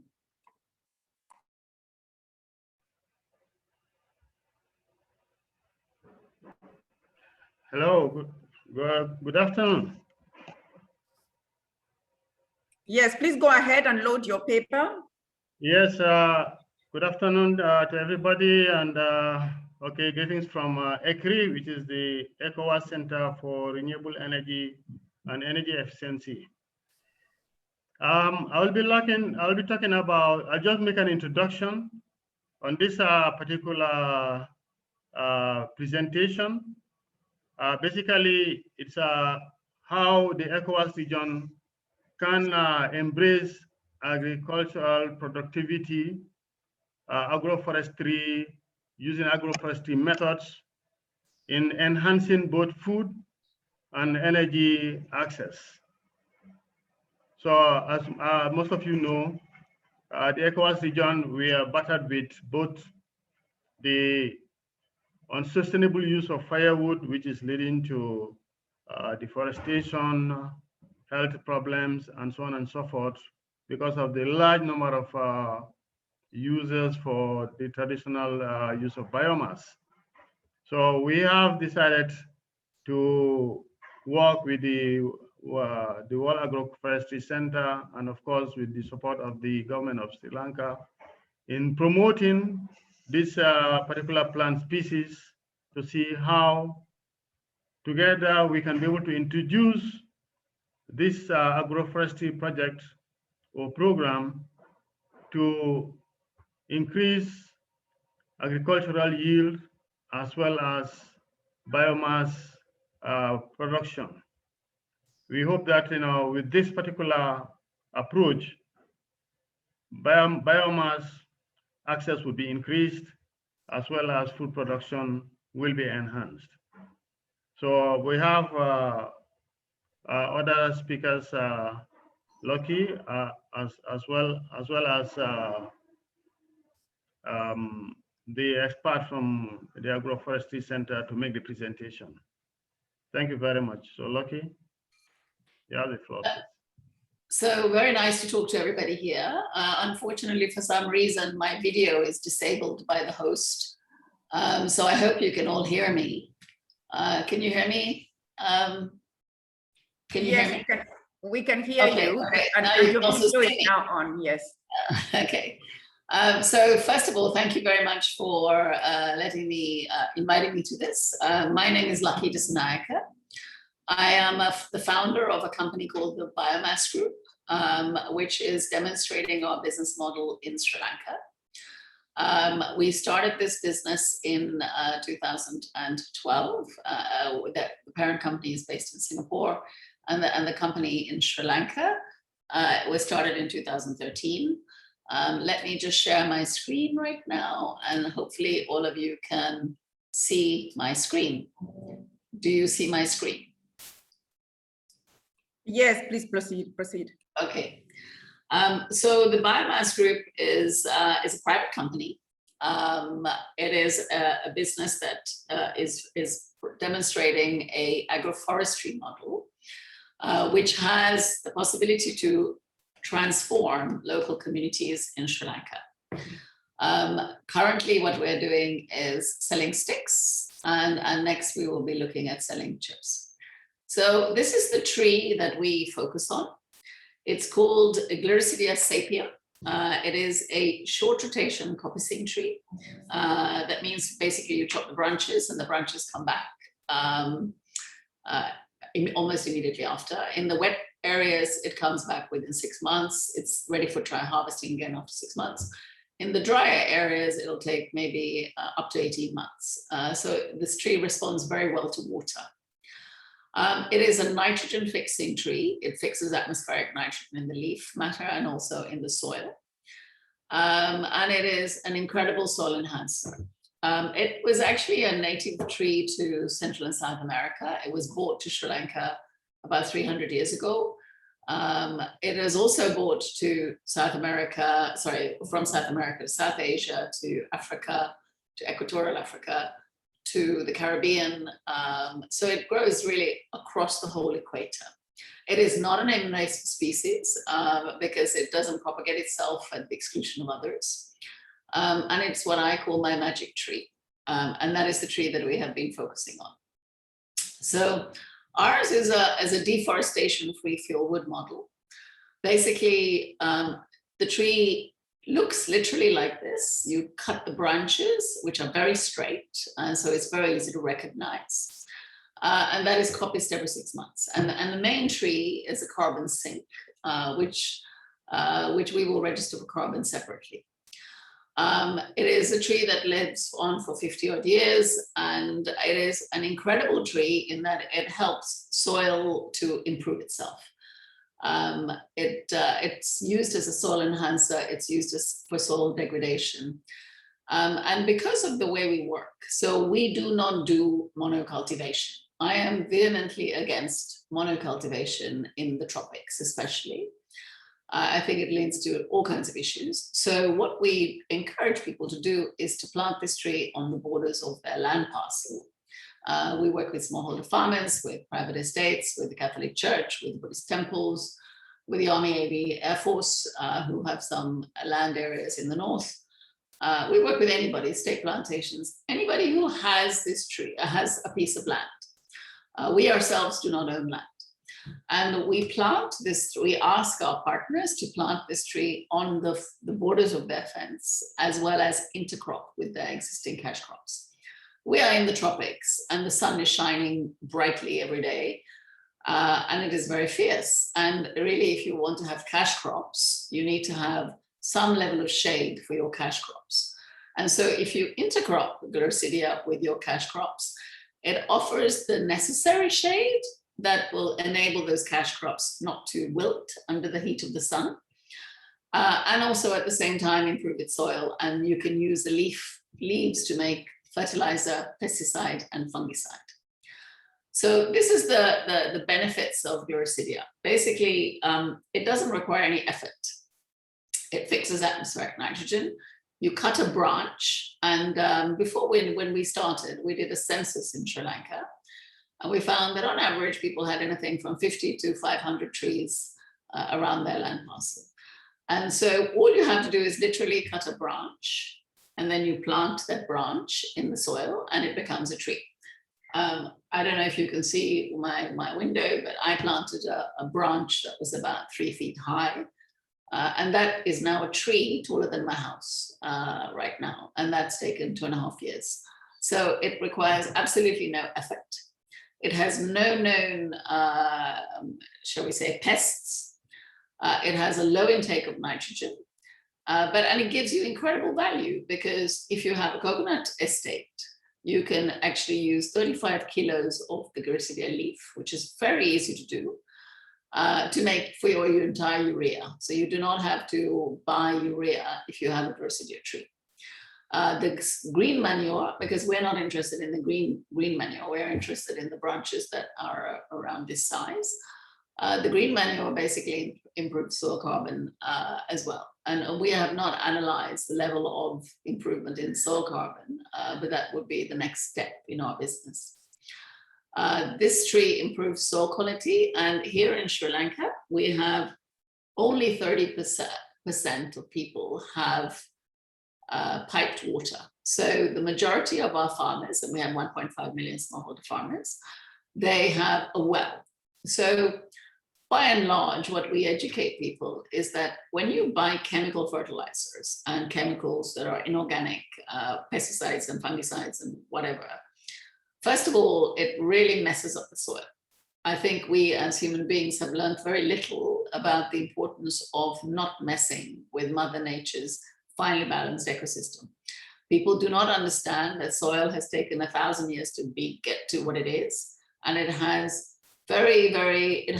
similar to your gut bacteria, it has bacteria and microcism that are really important for soil. So when you pump soil full of chemical fertilizers and pesticides and fungicides, you disturb this finely balanced ecosystem. A bit like what happens when you put antibiotics into your body. And here in the tropics, you have very strong rainfall. So when that rainfall comes and you have used far too much pesticides and fungicides and whatnot, that goes into your water table. And then you end up drinking your well water, and then you end up sick. So we educate our farmers that this is a way for them to stop poisoning themselves and poisoning their children by actually planting this tree. So our business model is a completely outgrower-based business model, which does not promote monocultivation. It is a means to improve livelihoods. We can provide deforestation-free fuel wood, which is a viable alternative to furnace oil. And we support this, or I should have mentioned this, industry in Sri Lanka. We supply industry in Sri Lanka and currently using 10,000 metric tons of biomass daily with a certified deforestation-free fuel wood supply. And that is really the bulk of our business. We will deliver on 7 sustainable development goals. In our business since 2013, we have registered about 40,000 farmers. The farmers plant, depending on the size of their land parcel, anything from 50 to 500 to 2,000 trees. This gentleman is a 73-year-old gentleman. He has planted 7,000 trees by himself. As I said, you cut a branch, you stick it in the ground, it becomes a tree. This is a mechanism, this tree is a holistic way to improve the environment, improve livelihoods, save money on putting chemicals on your soil, and really in a way that improves rural communities. Our next step really is to scale this business by putting in place what we call a village coordinator, basically a woman. We have learned that actually in the last few years, it is women who listen to what we tell them, and they tend to do the planting of this tree. And so we are looking to sign up 1,000 women in 1,000 villages who could work with us, whereby they would be resourcing from their particular village the Gliricidia that we need, as well as some cash crops. And that would enable us to put 30,000 rupees in her hands, which is actually what a woman in Sri Lanka leaves and goes and works as a servant in the Middle East for. And one of my big ambitions is to see how we can actually help facilitate these women to sit in our house, sit in our village, and earn some money.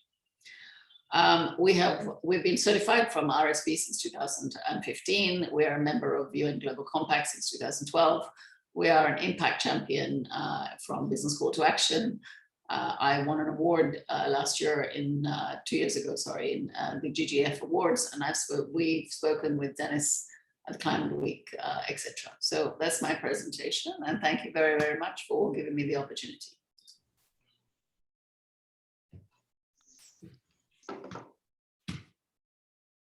Well, thank you very much. I think you had one more person to speak on their presentation, so please go ahead. Isaiah, yeah? Yes. That you go now. Where are you? Yes. Hello, everybody. My name is Dennis Garrity, and I'm the chairman of the board of the Global Evergreening Alliance. I'm so glad to be following the remarks of Mr. Saho and Ms. Lucky Dissanayake. They've described the pioneering work that the biomass group is doing to develop Gliricidia shrubs as a unique biomass solution. And I'm going to continue on this theme to highlight this globally important opportunity that leguminous shrubs offer to agriculture and to biomass energy. This is because Gliricidia shrubs offer an alternative to vastly increase biomass carbon capture in ways that do not require the conversion of agricultural land. And they also, at the same time, increase crop and livestock production and restore degraded land, as Lucky has already described. Well, for leguminous shrubs, they can be integrated right into agricultural production systems to produce wood for energy while improving the production of the crops, such as this smallholder coconut plantation in Sri Lanka. Also, you find that in croplands, farmers such as this producer harvest the wood at the end of the dry season just before planting their crops. So the shrubs do not compete with the crops that are growing in the same fields. In Sri Lanka, where Gliricidia is the fourth largest tree crop, the wood is then sold to local power plants, such as this 35 kilovolt gasifier, a village scale electricity power plant that is used for electricity generation and uses the Gliricidia wood or chips for its power source. Now, if we look at larger scale electricity power plants, we also see plants that range from 5 to 15 megawatts in capacity in Sri Lanka, who are generating their power largely from Gliricidia shrubs. Gliricidia is actually distributed throughout the continent of Africa. So as we turn from Sri Lanka to Africa, we find that there is enormous potential for the development of Gliricidia in African farming systems. One example of this is the massive scaling up of Gliricidia as an intercrop in maize production systems in eastern Zambia. A social enterprise called Komako has been assisting tens of thousands of farmers to establish Gliricidia in their maize fields. And indeed, more than 100 million new Gliricidia shrubs are now being cultivated in Zambian maize-based cropping systems just in recent years. Kenya and Malawi are also massively scaling up the use of Gliricidia systems as a means to reverse soil degradation and increase national maize production for better food security. Here you see how the shrubs are harvested at the end of the dry season and provide many tons of nitrogen-rich foliage for fertilizing the following maize crops. Long-term trials have shown that the soil organic matter in these fields increases at the rate of 2 to 4 tons of carbon per year, an enormous improvement in soil health and in carbon storage. And Zambian farmers, such as this gentleman, see the results in a dramatic improvement in the yields of their maize crops. In fact, as shown here, the shrub incorporation has been shown to double or triple the production of maize on farmers' fields across the Eastern and Southern Africa regions. So, the opportunity that the Evergreening Alliance is advocating is now to extend the fully commercialized model of Gliricidia production systems, epitomized by the Biomass Group and many others in Sri Lanka, to biomass electrical power generation that could make a vibrant evergreen energy system for rural areas all across the African continent. In addition, there are now biomass power plants being set up in Kenya that use Gliricidia as the fuel source. So this is an agricultural production model and an electrification model that has enormous potential for scaling up. It is a radically new and transformative model that should be given much more attention and investment, particularly because it produces energy while increasing crop production. How to build support for this radically new model? Well, I believe in the advice of the famous thinker and inventor, Buckminster Fuller. He said, you never change things by fighting the existing reality. To change something, build a new model that makes the existing model obsolete. If you would like to learn more about the Gliricidia leguminous shrubs solution, then do please contact me, and you may want to join the evergreen energy revolution. I look forward to hearing from you. Thanks, everybody. Well, thank you very much for that 3-person presentation. I assume now it's complete, right? Lucky, is that all? Is that the last person on that, Dennis? That's correct. Yes, that's correct. We're finished. Okay, thank you very much. So we had one more paper from Mangolia Blazer. And what I'm requesting him, because we only have 10 minutes or so left, is that he does the best he can to summarize the paper in about 5 to 8 minutes, so that we can try to get to the Q&A before 1 o'clock. So please go ahead and project your presentation and try to use as little time as you can.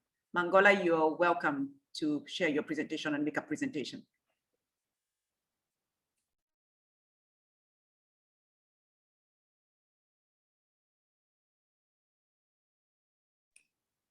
You're still muted. Can you hear me, Mr. Mangola Blazer? Oui, bonjour. Bonjour. Oui, bonjour. Please, oui, please continue. Continue. Bonjour. Oui, bonjour. Bonjour. Je t'écoute.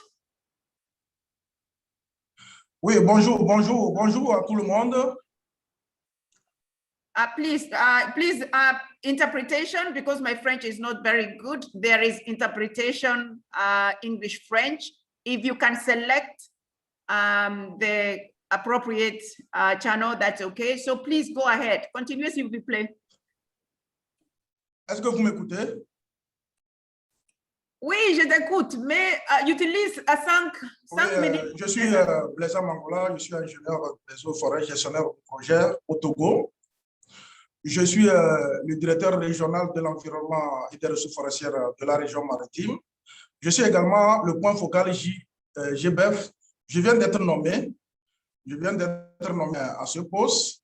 Et il était prévu que ce soit la directrice des ressources forestières qui vous présente, je sais pas, une présentation sur l'expérience du Togo. Je pense qu'elle est empêchée à la dernière minute et qu'elle voudrait quand même que je prenne la parole pour peut-être partager une petite expérience de... Je ne sais pas si je peux partager une petite expérience, puisque hier, j'ai suivi exactement... Vous nous suivez là?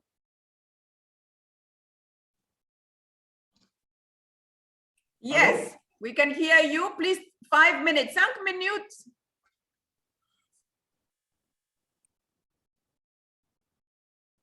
Est-ce que vous voyez quand même mon écran? No, we don't see a screen. At least I do not see a screen. Bon, ok. Please ask him to summarize. Please ask him to summarize his presentation in 5 minutes. Oui, je vais juste résumer la présentation. En fait, vous voyez, hier, quand le collègue du ministère de l'Énergie nous a déjà parlé de comment nous organisons. Donc, ici, c'est vrai, 90% de la population utilise le bois énergie, le bois de chauffe, le charbon de bois. Et ça se fait à l'état naturel. Hein. C'est des récoltes à l'état naturel. Donc, tout récemment, je peux dire que la GIZ nous a beaucoup aidé au Togo pour essayer de voir comment on va organiser la filière bois énergie au Togo. Ainsi, aujourd'hui, au Togo, c'est-à-dire qu'on s'organise de telle manière que les populations elles-mêmes érigent les plantations à vocation bois énergie. Donc, ces plantations leur permettent de pouvoir subvenir à leurs besoins énergétiques dans les foyers. Vous avez vu hier dans la présentation de M. Bandé que la population par jour utilisait un peu plus de bois énergie. Hier, il y avait une question que je vais peut-être répondre rapidement. Effectivement, vous voyez, pour améliorer les systèmes de production, parce que vous avez vu que les rendements étaient entre 8 et 15%. Hein, aujourd'hui, il est question de vulgariser la meule casamançaise qui augmente un peu le rendement. OK? Je pense que c'est une première participation. Veuillez nous excuser la prochaine fois. Soyez sûr que vous aurez vraiment un état des lieux, même la législation et les pratiques agroforestières que nous menons au Togo. Toutes nos excuses parce qu'on ne s'est pas bien entendu avec la directive des ressources forestières. Et le matin aussi, j'étais au cabinet, je viens de me connecter. Hein? Donc, je vous suis très bien et étant donné que je viens d'être nommé point focal, la prochaine fois, soyez rassurés, vous aurez sous toutes ces formes les expériences du Togo dans le domaine de bioénergie. Merci à vous et je ne peux pas dépasser le temps qui m'est imparti.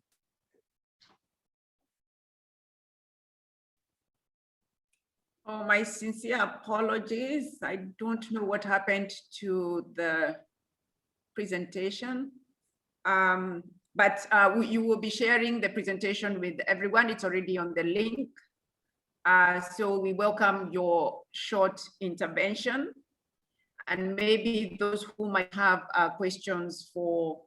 merci à vous, merci à vous. Je vous suis de près aussi. Okay, merci, merci. Okay. So at this point, we've had the presentations, all of them. It's only one paper that did not manage to make a presentation. And as you have seen, it was quite varied in terms of the breadth. We had several experiences and a lot of innovative approaches to restoration. But I think the organizers asked a question at the beginning as to how well versed we are with the linkages between bioenergy and restoration. And I think we stand in a better place to understand those linkages. So at least I learned a lot from the presentations.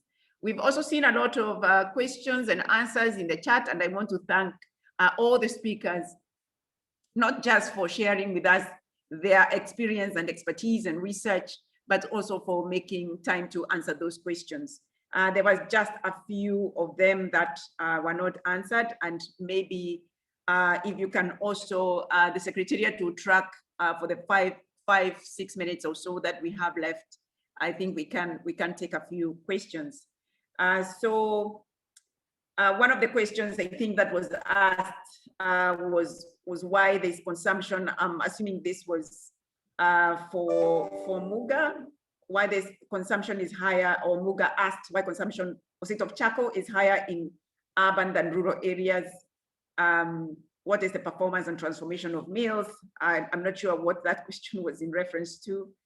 So if you can look at some of these questions, Meshach, who will own the new planted trees in Kenya and take care of them to succeed? There was a question about that. Or was why you just answer? I think that was just a response from Gustav. I apologize, I'm reading this. You can imagine trying to catch up on this from the Secretariat.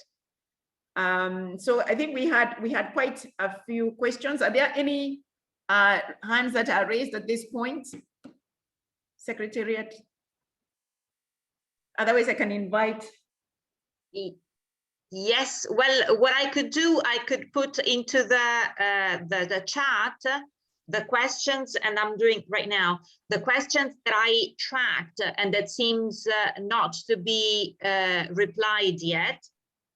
We don't have much time, so maybe even during the lunchtime, our colleagues could continue responding to those questions on the chat. I'll leave it to you, Joan, to decide if this is fine. Okay, thank you very much. Thank you for that. Does any of our speakers want to make an intervention? Exactly. Sorry, Maria, go ahead. Sorry, it was exactly this point, unless some speakers, of course, if you would like them to show up, please. Okay, if there are any burning issues that the speakers would want to address, please come in.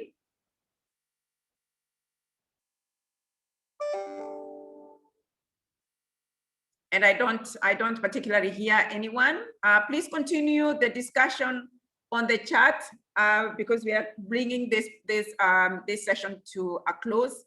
I want to really thank our speakers again for the wonderful work that they have done making this presentation. And for everyone, continue learning from the speakers. I believe their contacts would be available so that from the Secretariat, so that you can continue engaging them. I see just people appreciating you as well. So I want to thank you, and thank you for the opportunity to moderate this session. Thank you so much, and do enjoy your lunch. Thank you. Thank you so much. Thank you, Joan, for your able moderation of this long session. So I'm sure it has been challenging because we were having many speakers in the agenda. So thank you so much. Thank you. It's very much appreciated. Thank you. And the discussion has been extremely interesting. So there are a lot of questions still in the chat, and indeed speakers are invited to reply during the lunchtime.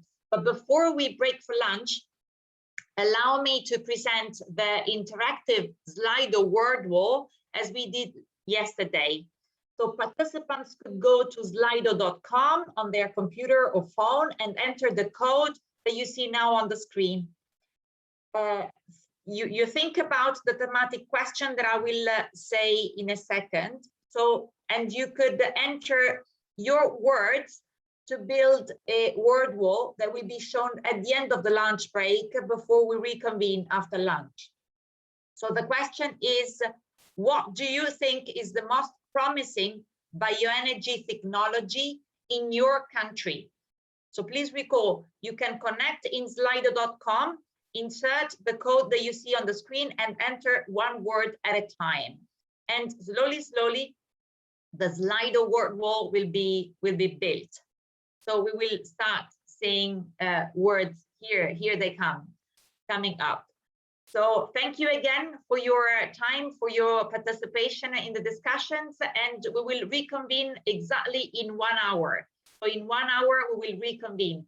Stay connected if you wish, just keep the network continue, and we will reconvene in 1 hour. Have a good break. Thank you so much.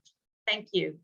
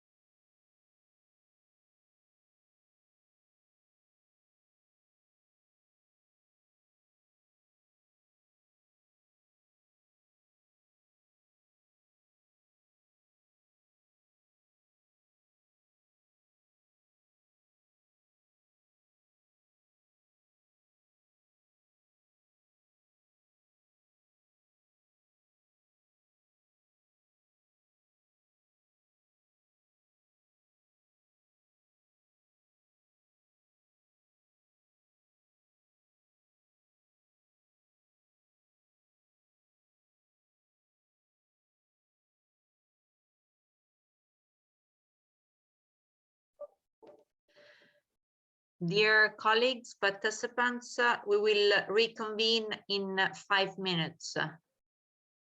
So a few minutes still ahead to restart the session. Thank you.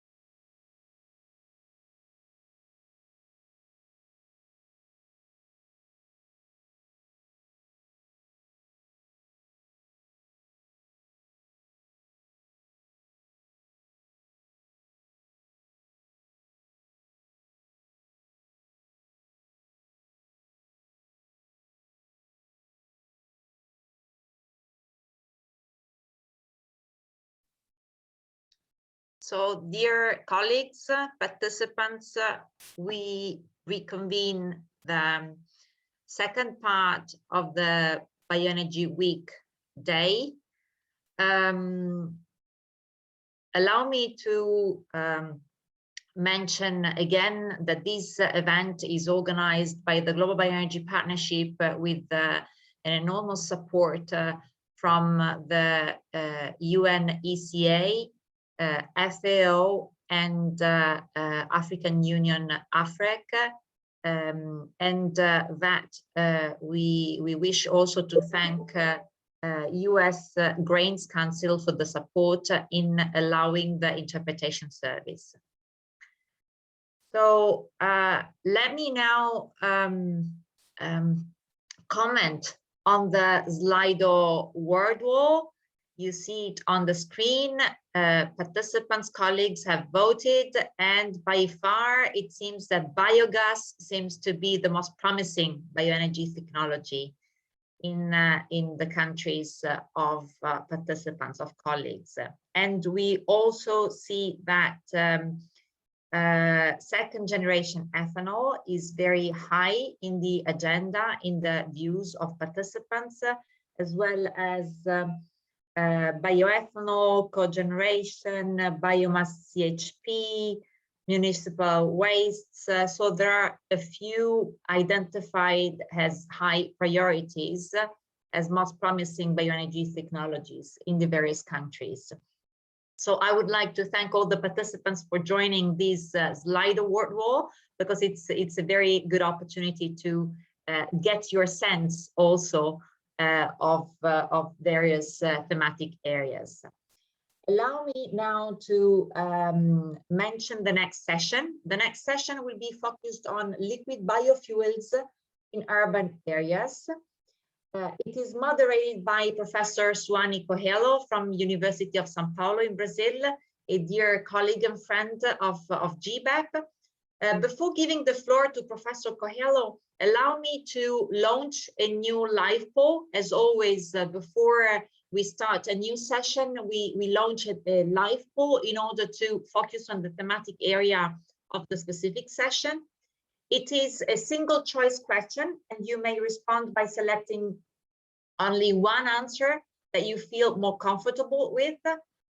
I would like, yes, now we see the question: are liquid biofuels used in urban settings in your country? So in this case, you have a single choice reply.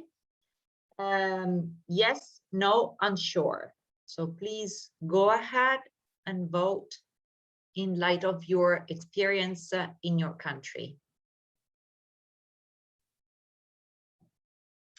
I will leave a few seconds more to allow participants to join the vote.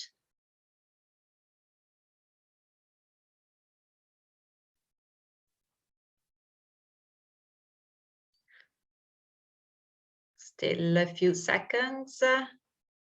So it seems that indeed, maybe we could wait another couple of seconds and then we stop the, okay, we could close the poll. It seems that the majority, 56% of participants have selected yes in terms of liquid biofuels used in urban settings in their own countries, and the minority is not using, or very little percentage is unsure. So I would like to stop now the live poll and give the floor to Mrs. Coelho, Professor Coelho, to moderate the session. And please to take also care of time allocated for the session. Thank you so much. Suani, over to you. Thank you very much, Michaela. Good morning from Brazil. Good afternoon for colleagues in other areas of the world. It's a pleasure to be here and to moderate this section. We will have a lot of interesting presentations from different areas and different countries. And I will start with myself with a presentation from Brazil. We will have a presentation from Zambia with Professor Thompson Singala, a presentation from Hairina, and a presentation from Eswatini, I think so. And then it's going to be a very important roundtable. And I start with my presentation, giving you a brief overview of the experience in Brazil.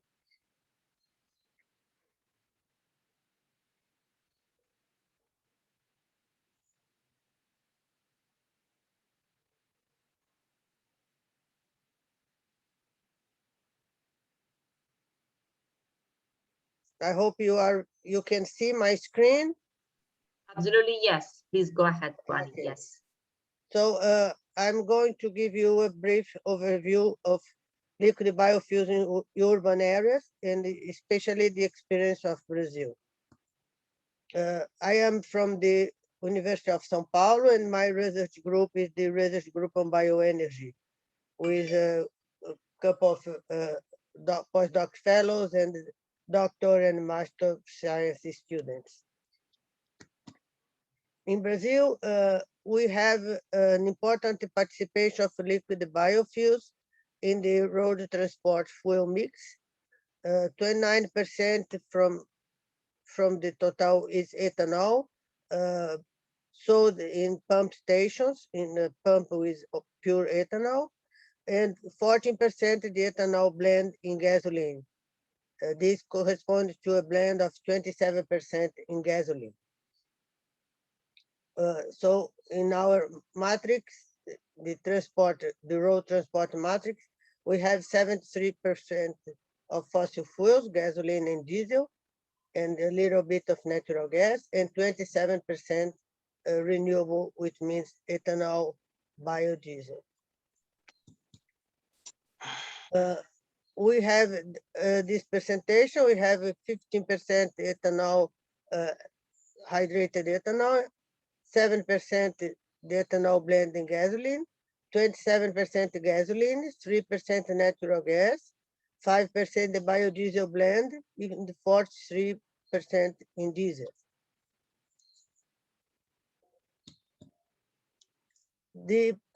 Brazil is the second largest production on ethanol. We produced in the last season 34 billion liters or 34 million cubic meters of ethanol, with an increase of 1.7 million cubic meters.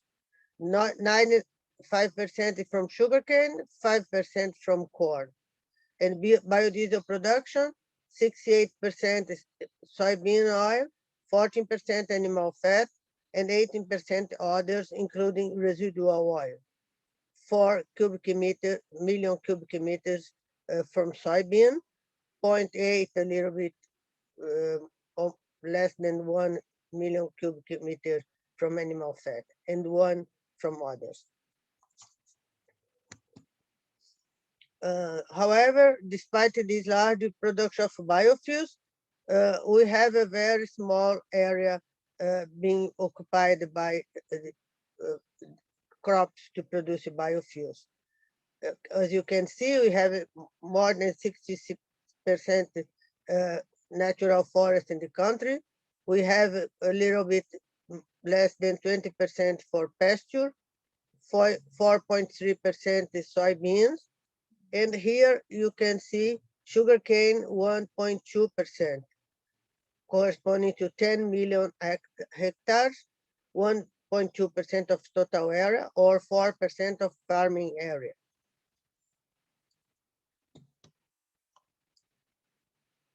So with this land use of 10 million hectares, we produce 34 billion liters of ethanol, 41% of Brazil light vehicles, 30 million tons of sugar, 17% of the total global production, and also electricity generation, 36.8 terawatt hour, corresponding to around 6% of the total national supply.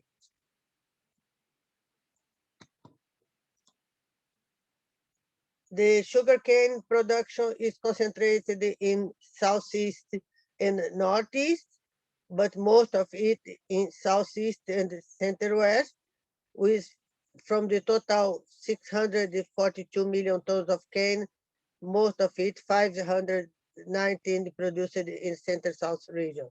And the state of São Paulo, more than half of it, 343. It's important to remark that there are studies showing the advantage of using ethanol in vehicles, because the emissions from ethanol vehicles are much lower than gasoline. For instance, particulate matter 2.5 emissions by the use of ethanol are half the emissions of using gasoline. And the use of ethanol reduced the mortality due to air pollution by 371 people in the metropolitan area of São Paulo in year 2018. Here you can see also the benefits of using ethanol.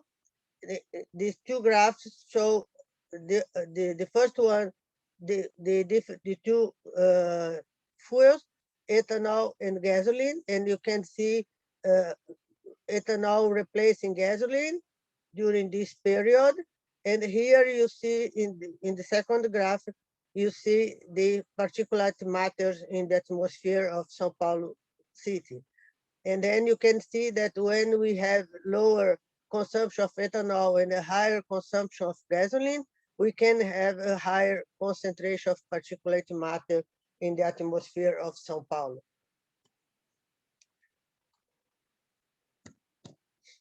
Also, when consider greenhouse gas emissions, sugarcane from Brazil is responsible in average for 68% of the avoided emissions of gasoline, being a range of 61 to 82.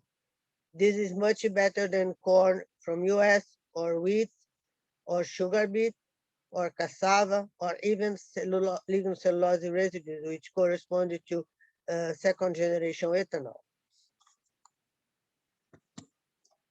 And now we have in Brazil the so-called Renova Bio, which is a policy to incentivize biofuels based on carbon credit calculated on life cycle emissions and comparing with fossil fuel. So, for instance, if gasoline has an average carbon intensity of 87.4, and if you have a sugarcane ethanol mill with 30 grams of CO2 per megajoule, there is a benefit of 57.4 grams of CO2 per megajoule. If the sugar mill is more efficient and has a carbon balance of 20, or if it is still more efficient with second generation ethanol and biomethane production reaching only 10 grams of CO2 per megajoule emission, then you can see that we can have a big difference compared to gasoline. And these carbon credits are commercialized in the stock market. So here you can see biofuels producer producing biofuels to the fuel distributor and to the fuel station, the regular market. And here we can have the credit for the CBIOs, for the carbon credits commercialized by biofuels producers with in the stock market. This because the fossil fuel distributors are obliged to buy carbon credits to reduce their emissions. Each ton of CO2 equivalent corresponds to one CBIO, one decarbonization credit. However, we had a huge impact of COVID pandemic on the market of fuels and biofuels last year. Here you can see how the ethanol demand in Brazil decreased in the beginning of last year with the beginning of the pandemic.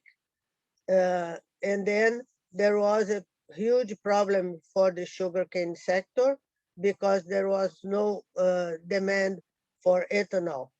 Besides that, oil prices were very low with low price of gasoline, and all these had a huge impact on biofuels. So after several discussions, the government has reduced the expectations of CBIO purchasing requirements with a 50% reduction on the first year of compliance for 2020, reducing the target of 29 to half of it, 14.5. And the second year is a reduction of 39% in 2021. And all the other years also postponing targets by 2 years from 2022. CBIO trading were commercialized by an average of 5 to 6 US dollar with a maximum of $11 per ton of CO2. And now the regulatory agency is following the distributors of gasoline and fossil fuels to guarantee that these targets are accomplished. And this is not only for light vehicles, this is also for gases, for biofuels for aviation, biokerosene, biodiesel, all types of biofuels in the country. So I hope you had a brief overview of the recent experience of Brazil. And here you have our contacts for further inquiry or question that you may have. Thank you.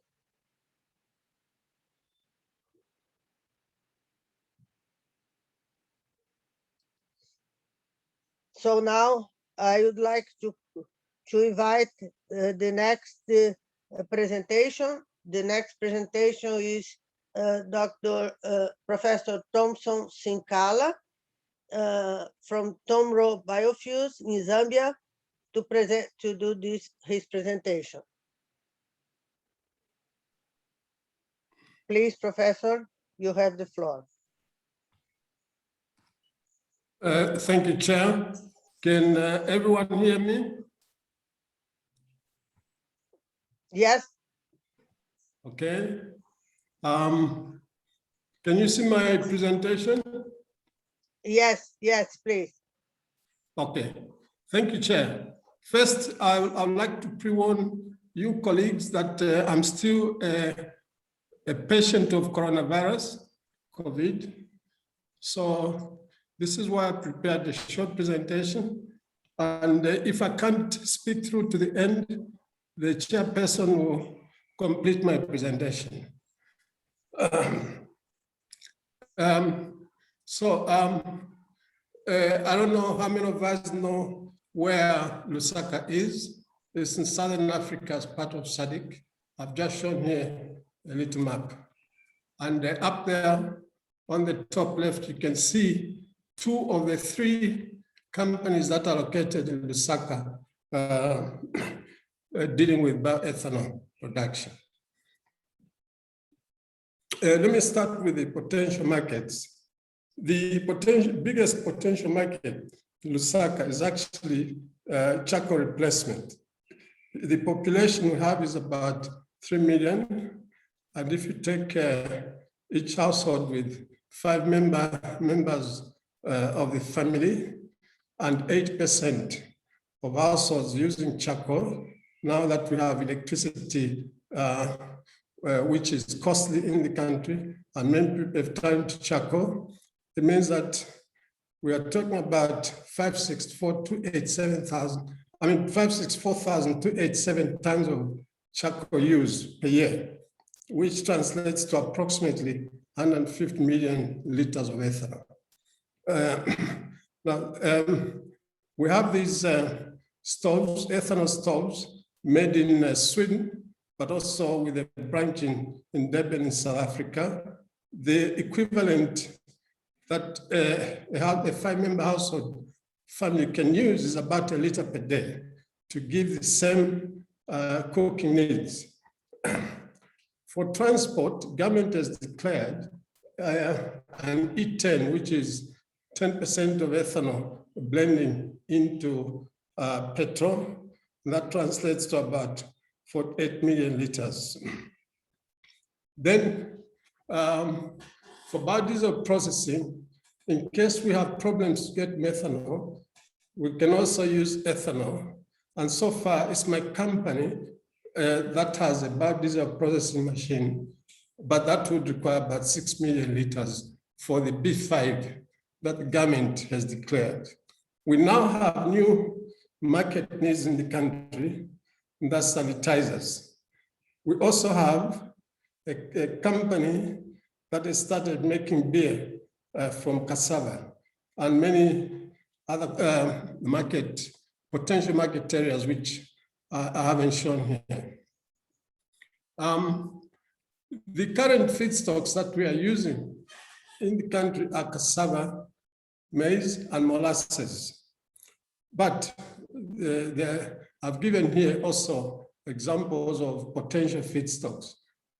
We have sorghum there, which is actually from, that picture is from my trial runs of producing ethanol, sorghum for ethanol. Then we also have cattails, which can make use of the runoffs from the city. And this cattail is normally used to clean ponds, but it has a 60% starch in it. We also have mango, which can also make use of peels, but also the seed. The mango seed has about 60% starch. So it's also a potential source. There are many others which I have not shown here. The companies that so far are dealing in bioethanol, first is my company. The license we have is that of producing 15 million liters. And our model is based on distributed production so that we locate ourselves directly among farmers to reduce the cost of production. And then we also try to have different bioenergy activities working side by side to reduce the cost of production. There's also a recent investment, Chinese connected, it's called Zhongkai, and they're producing 20,000 liters per day of ethanol. And just I think last week or two, this company also came online. It's Indian connected, and they're producing 5 million liters of ethanol per year. This has attracted public interest, and here we have, for instance, visits from students from the universities and women who are looking for business. I must say that to my facility, I've also had visits from African Union, UNECA, and many other UN-based organizations. Overall, I've had visits from more than 25 countries, including Brazil, by the way. I've got colleagues there who've been to my plant, and one of the biggest cluster organizations has been to my plant. Thank you very much. Recommendations. There is good potential for ethanol production in urban areas, but it's important that we promote local champions within countries, African countries, as well as individual countries. And we should ensure that we mainstream bioenergy in school curriculum so that we start growing a cadre of interest in this very important energy source. Now, one other problem is financial availability, finances that can easily be accessed by local participants. It's important that governments look at this, but also other organizations that can help. Thank you very much for your attention.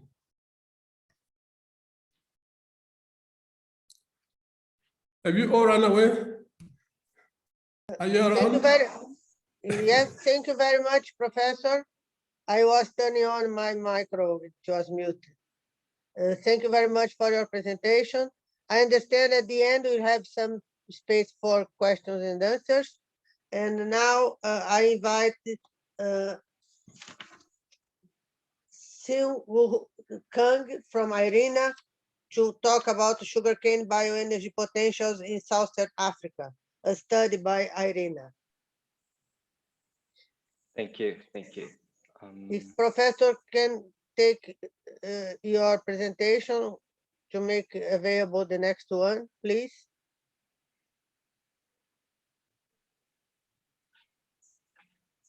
Dear Kang, you have the floor. Can you see my screen? Yes. Okay, I will share also my camera.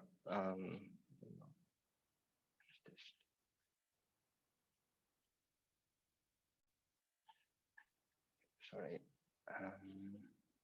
Let me stop share.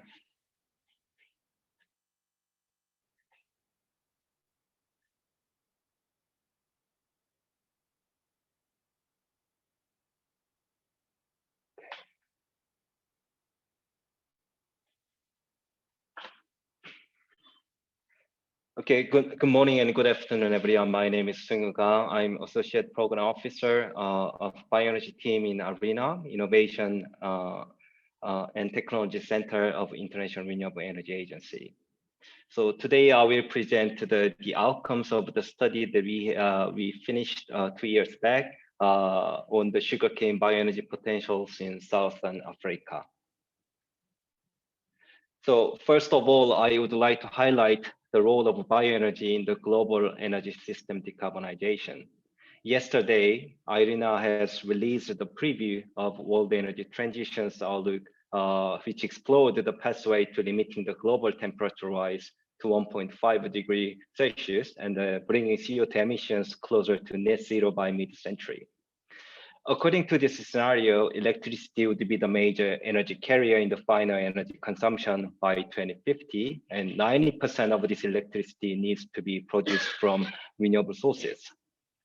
It should be also noted that as part of the energy transition, bioenergy used in a modern way needs to grow from 3% in 2018 to 18% by 2050, while progressively phasing out the use of biomass in traditional way. The more detailed analysis will be released in the next coming months. However, the remarkable needs for modern bioenergy scale up will be accompanied by also the need for liquid biofuel expansion, even though the transport sector will be much electrified.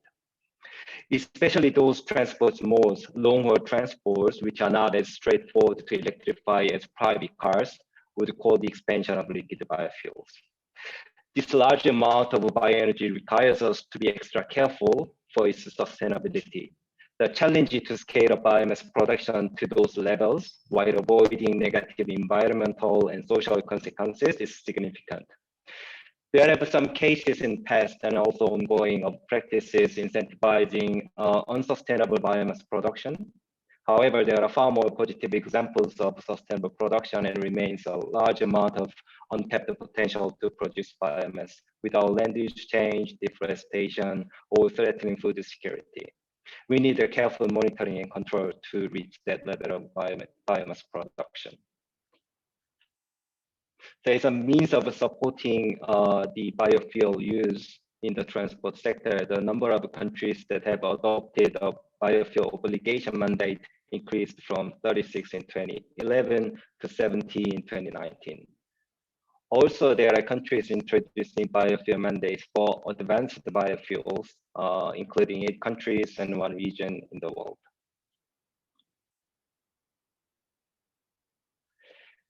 So in Africa, a variety of sustainable biomass feedstock and multiple ways of producing them exist. So we saw great examples in the previous session. And ARENA has also studied a wide spectrum of sustainable biomass potential in Southern Africa and in the world, such as agricultural residues and forestry residues, as well as agroforestry potential for bioenergy. This sugarcane study that I would like to present today is part of that effort. The sugar industry in Southern Africa is one of the key industries and already established in the region, but mostly for food production. The potential for its use for energy purposes is not negligible, and there are a few advantages of using sugarcane for energy. First of all, sugarcane can be cultivated in most of tropical countries. It is one of the most efficient solar energy converter to biomass when properly produced, and it contains equivalent energy of 1.2 barrels of petroleum. It is a semi-perennial crop which can be harvested annually for 5 to 6 years after plantation. And ethanol derived from sugarcane shows at average 80% of GHG reduction potential compared to the conventional fossil gasoline. There are a few examples of bioethanol application projects can be found here. In Angola, the Biocom project planted sugarcane for 30 million of ethanol production and 28 megawatt of cogeneration in 2014. The Malawi has been using ethanol blended with gasoline since 1982 from the oil shock and produced from sugarcane molasses. Now the country has implemented E20 target. In Mozambique, the Clean Star project was implemented to use ethanol from cassava as clean cooking fuels, but the securing supply is a main bottleneck now.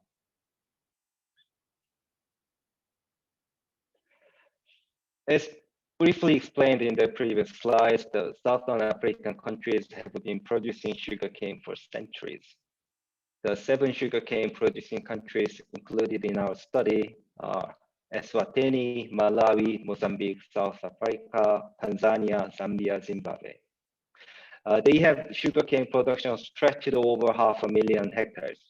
Around 35 million tons of sugarcane is being harvested annually at an average yield level of 70.6 tons per hectare. However, most of the sugarcane are for sugar production for food use, and very little, around 4.1 million liters of ethanol is being produced annually. So in order to assess the sugarcane scale of potential, we first identified the suitable land for sugarcane. We used the GIS database such as the FAO's GAES, the Global Agroecological Zones, and Project Cane Resource Network for Southern Africa, CARNESA, and the Spatial Production Location Model, Global Land Cover, and then the World Database for Protected Areas, etc. So these all data are combined for a set of successive sustainability constraints. To answer the biodiversity concern, protected areas and forestry areas, wetlands and screened out, and to avoid food security, food and cash crops areas are excluded for potential land of sugarcane production.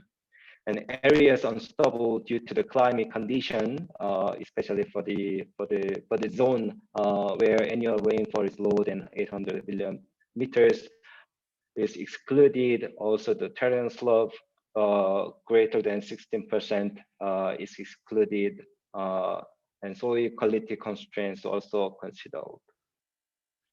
This assessment shows that land availability is not a major limiting factor for expansion of bioenergy production from sugarcane in Southern Africa, even under conservative conditions.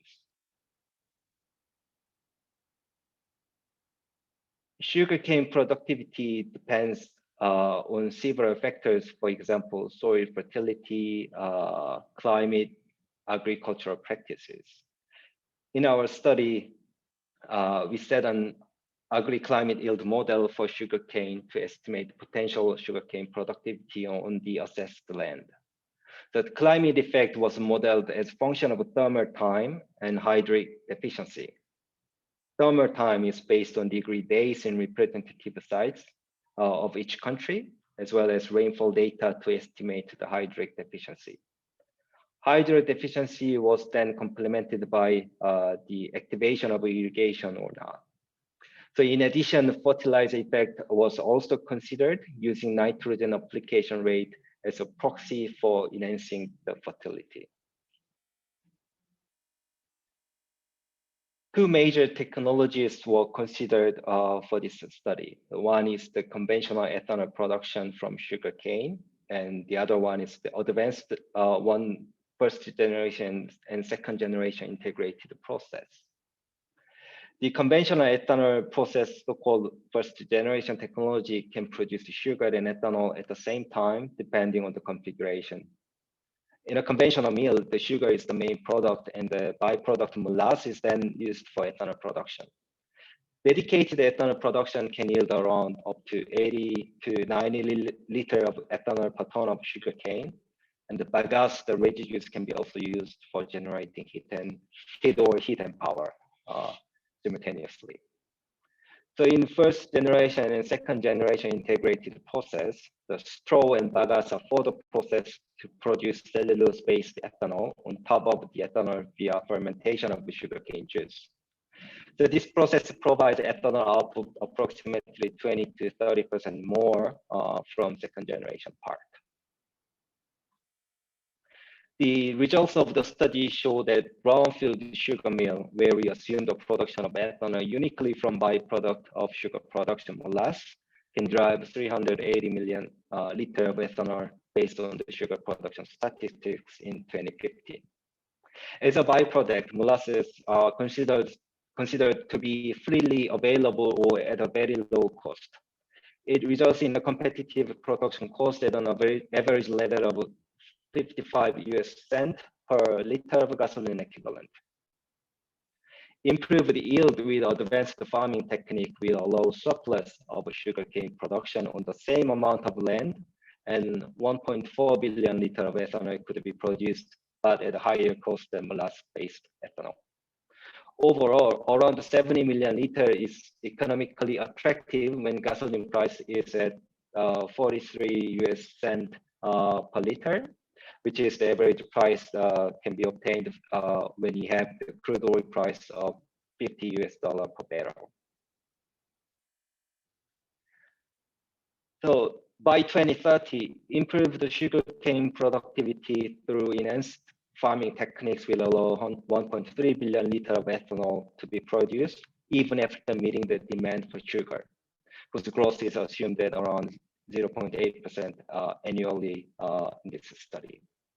Expanding sugarcane land to rain-fed suitable land and irrigation suitable land, it can reach up to 71 billion liters. But we should be very careful of the land expansion. If we use straws in a first generation and second generation integrated plant, the 20 billion liters of ethanol will be added. So here are some concluding remarks. The biofuels can provide readily available solution, especially for the transport sector decarbonization, complementing the electrification. There is a significant potential to scale up bioenergy production from sugarcane in Southern African countries. New and advanced technology and farming techniques are more expensive in terms of the total investment, but provide better energy yield and economics if we consider the output. Ethanol from sugarcane is not only for blending with gasoline for cars, but has a wider range of application. For example, the aviation biojet fuel can be produced through alcohol-to-jet process, and ethanol can be further converted into bioethylene as well as ethanol cookstoves. We saw the example of Lusaka from the previous presentation. Important barriers such as technology, cost competitiveness, finance, infrastructure, end-user applications such as blending limits and sustainability should be addressed, but it is possible. Policies play a more crucial role in supporting and providing longer-term predictability for market expansion, and regulatory changes show some positive signals for the market. For example, the removal of the ethanol ban in Indonesia and ethanol blending mandates in African countries are being implemented. Thank you very much.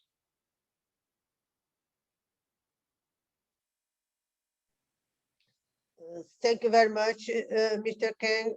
Very interesting your presentation, including the opportunity of producing electricity from the sugarcane bagasse, which is important for African countries to increase the energy access.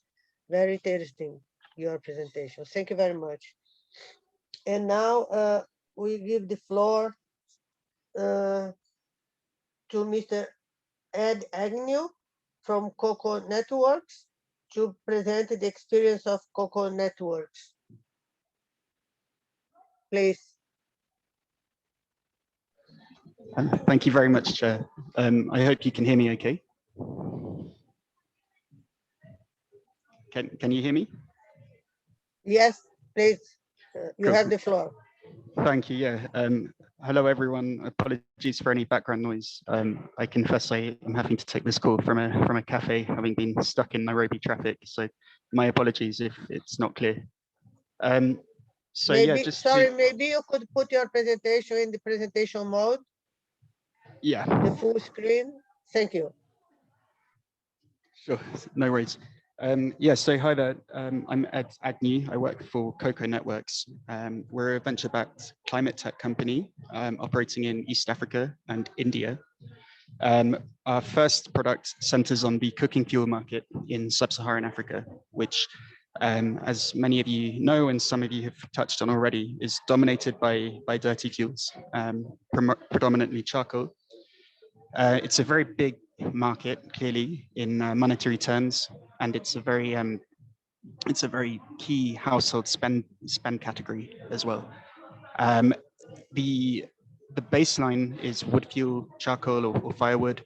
At the bottom of the market, as the tree lines recede, I think it's obviously something that causes the price of charcoal to increase in cities, towns and cities across sub-Saharan Africa. That typically leads to kerosene coming in at the bottom of the market, again, using very rudimentary stoves. And both of these fuels, charcoal and kerosene, cause huge amounts of indoor air pollution with deadly consequences. And I mean, there are all sorts of extremely alarming and depressing stats from the likes of the WHO about the death rate from indoor air pollution around the world each year. But unfortunately, that is what the future looks like for many African cities. When the charcoal prices get too high, kerosene as a liquid fuel has an infrastructure advantage over a compressed gas like LPG.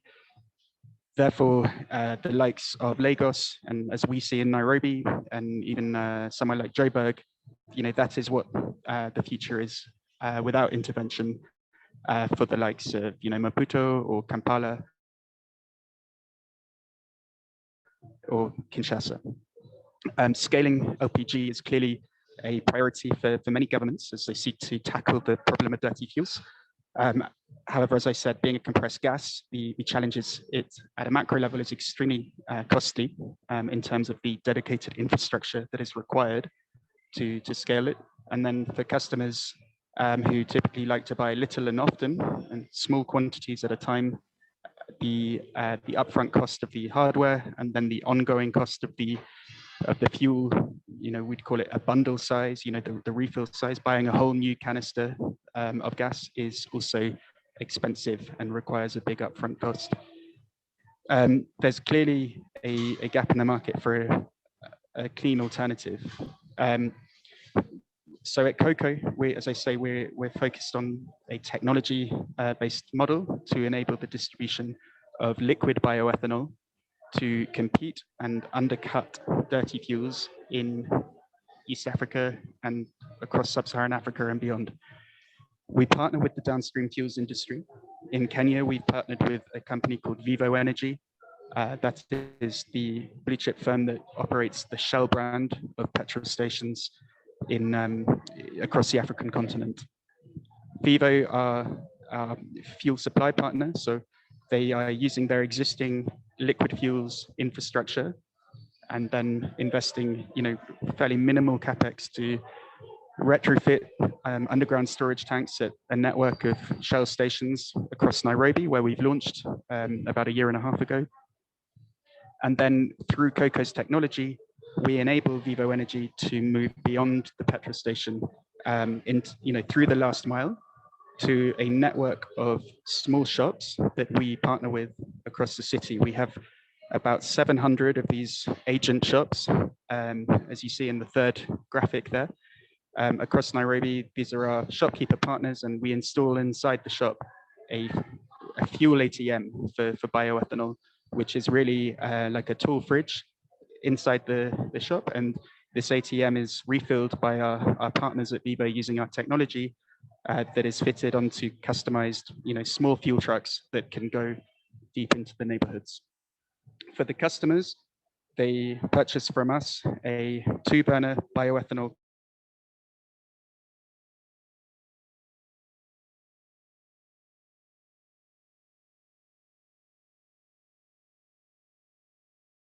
valve system that prevents the pouring of the liquid or the direct interaction of the customer with the liquid fuel.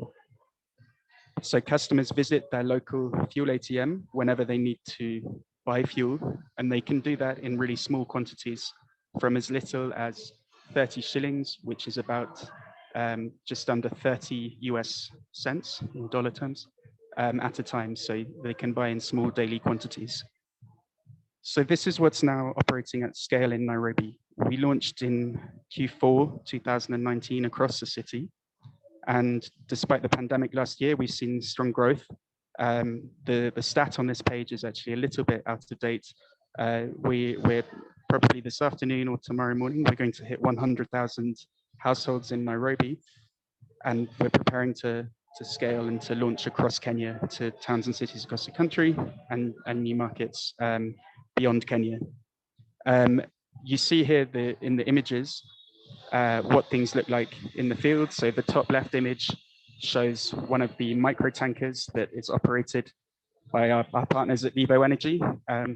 That is in the picture being refilled at one of 10 Shell petrol stations that we have installed our technology at. The micro tanker, having been refilled, then proceeds to do that last mile kind of milk run in the neighborhoods to refill the fuel ATMs that you see in the top right. There are 700 of these fuel ATMs, and for the shopkeeper partners, this is a new income stream. They're earning a margin on sales of the cooker and ongoing sales of the fuel. The bottom left shows a customer refilling at one of the cocoa points using her own personalized canister. What she does is she loads money to her cocoa account using mobile money, M-Pesa, which is ubiquitous in Kenya, and that allows her to buy fuel in advance. And then in the bottom right, you see her using that same technique of docking the valve of the canister into the sort of dock. It's the same system at the cooker. So she inserts the canister, twists it, and the fuel is fed into the burners on either side of the cooker. As I said, we manufacture the cookers at a factory we own in Gujarat. We're in Kenya and India. Our operating team, we're a team of about 750 now, of whom 450 are in Kenya. And then the balance are primarily based at this factory in Ahmedabad. So we manage the whole supply chain for cookers, and we're investing currently to triple our production capacity as we seek to really quickly expand and tackle the dirty cooking fuel problem at scale. So yeah, this is also a picture taken from our factory, the final assembly line, just before the cookers are packed into the box with the smart canister. And yeah, we're as I said, tripling our production capacity and also tripling the speed of our production, so from 1 cooker per minute on average to 1 per 20 seconds. I should mention as well, sorry, on the consumer pricing, if I go back, the cost of the cooker is currently 2,000 Kenyan shillings. That's about just under $20 US up front. Customers can save over time, but the price is always the same. So they can chip away at that balance in their cocoa account and save, $1, $2, $5 at their will, but the price is always the same. We don't do credit, we don't do interest rates. We don't want to be a bank. Then the cost of the fuel, we sell for 70 Kenya shillings per liter. So again, that's about 70 US cents, just under per liter. The canister itself is 2.3 liters. So to refill the canister is just over $1.50. And that would last on average a family about just about a week, just under a week, 6 or 7 days. Again, it depends on household size and a number of other variables. Okay, sorry, I'm being slow. Our operations team on the ground in Nairobi is focused on the production of these fuel ATMs at a facility we have, and also managing the network. So the picture in the top right is our network operations center. At least it was until COVID happened and we had to figure out working from home with this team as well.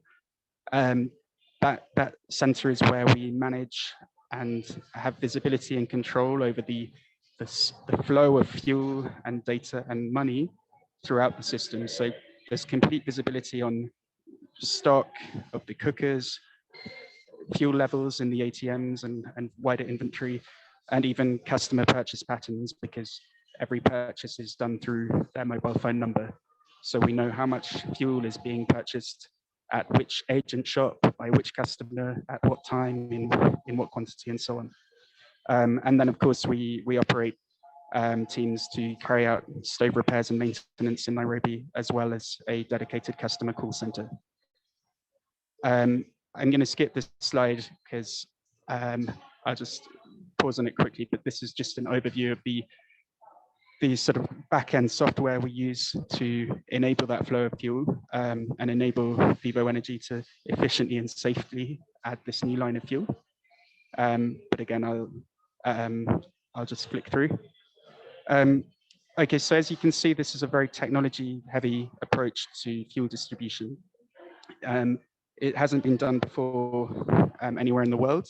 Ethanol cooking isn't new. And in the context of sub-Saharan Africa, there have been various sort of commercial pilots at a small scale in countries like Malawi or Mozambique or Ethiopia, and further afield in Haiti too. But all of those approaches have relied on what you would call centralized bottling, which is very expensive.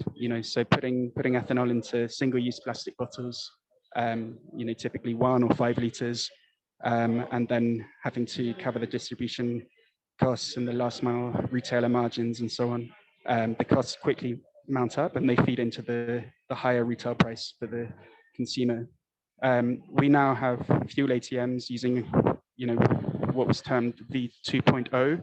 So this ATM network approach that enables 300 liters to be stored in something the size of a tall fridge, rather than imagine 300 bottles of liquid fuel stacked up on a shop floor on the shelves.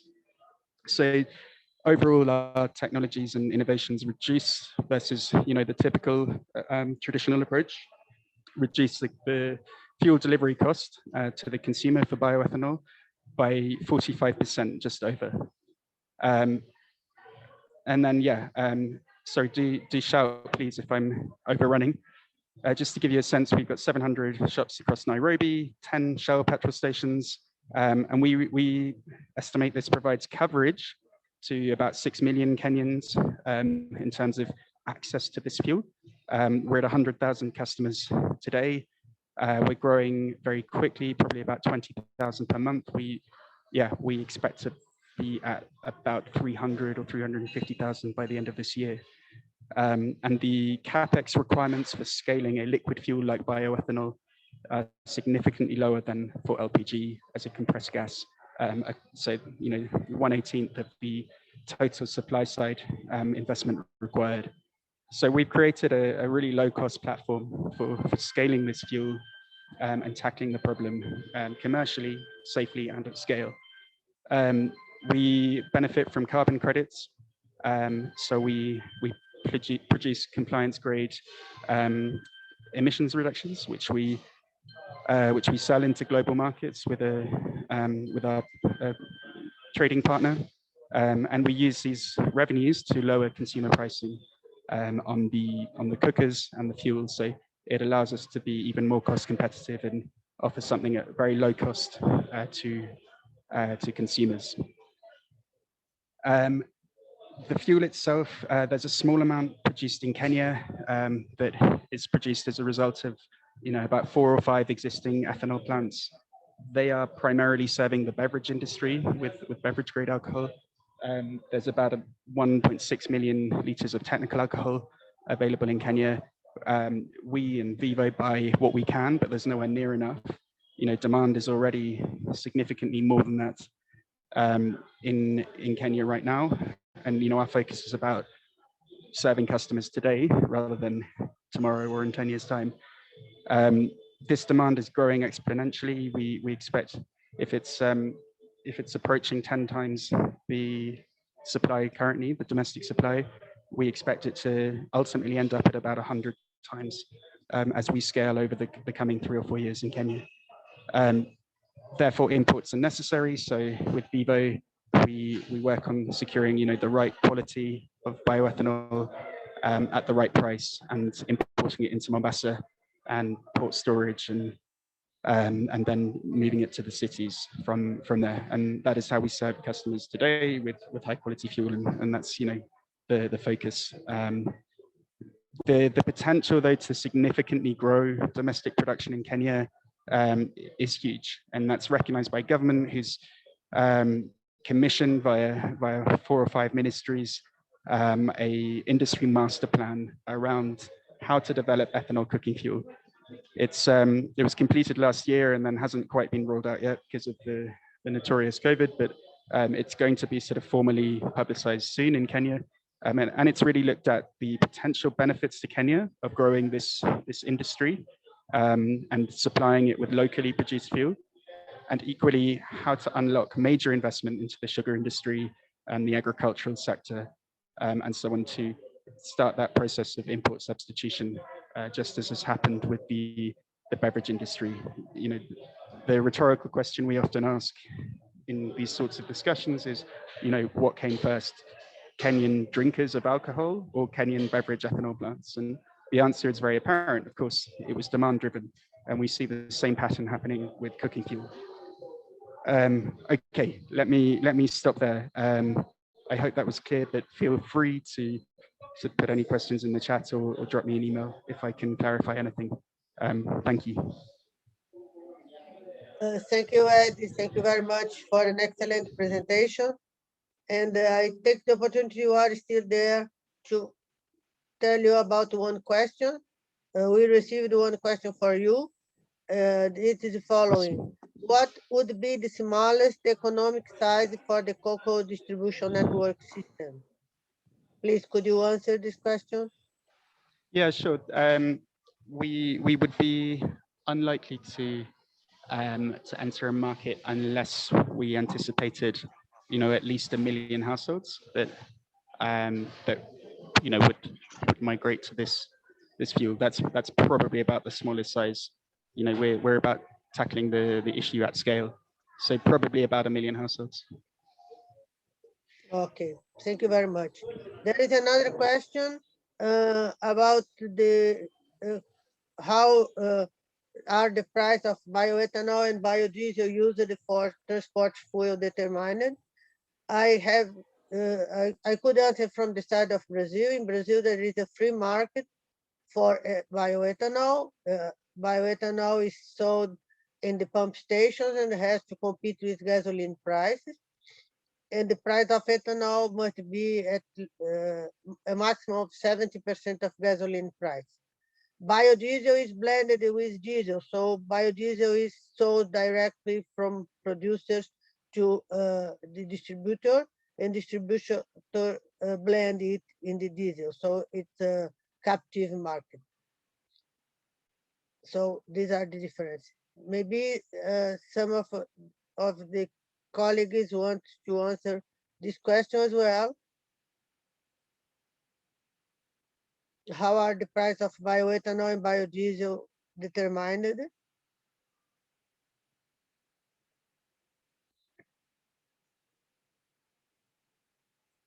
Okay, so I understand that these are the questions we received, and the answers were also offered here.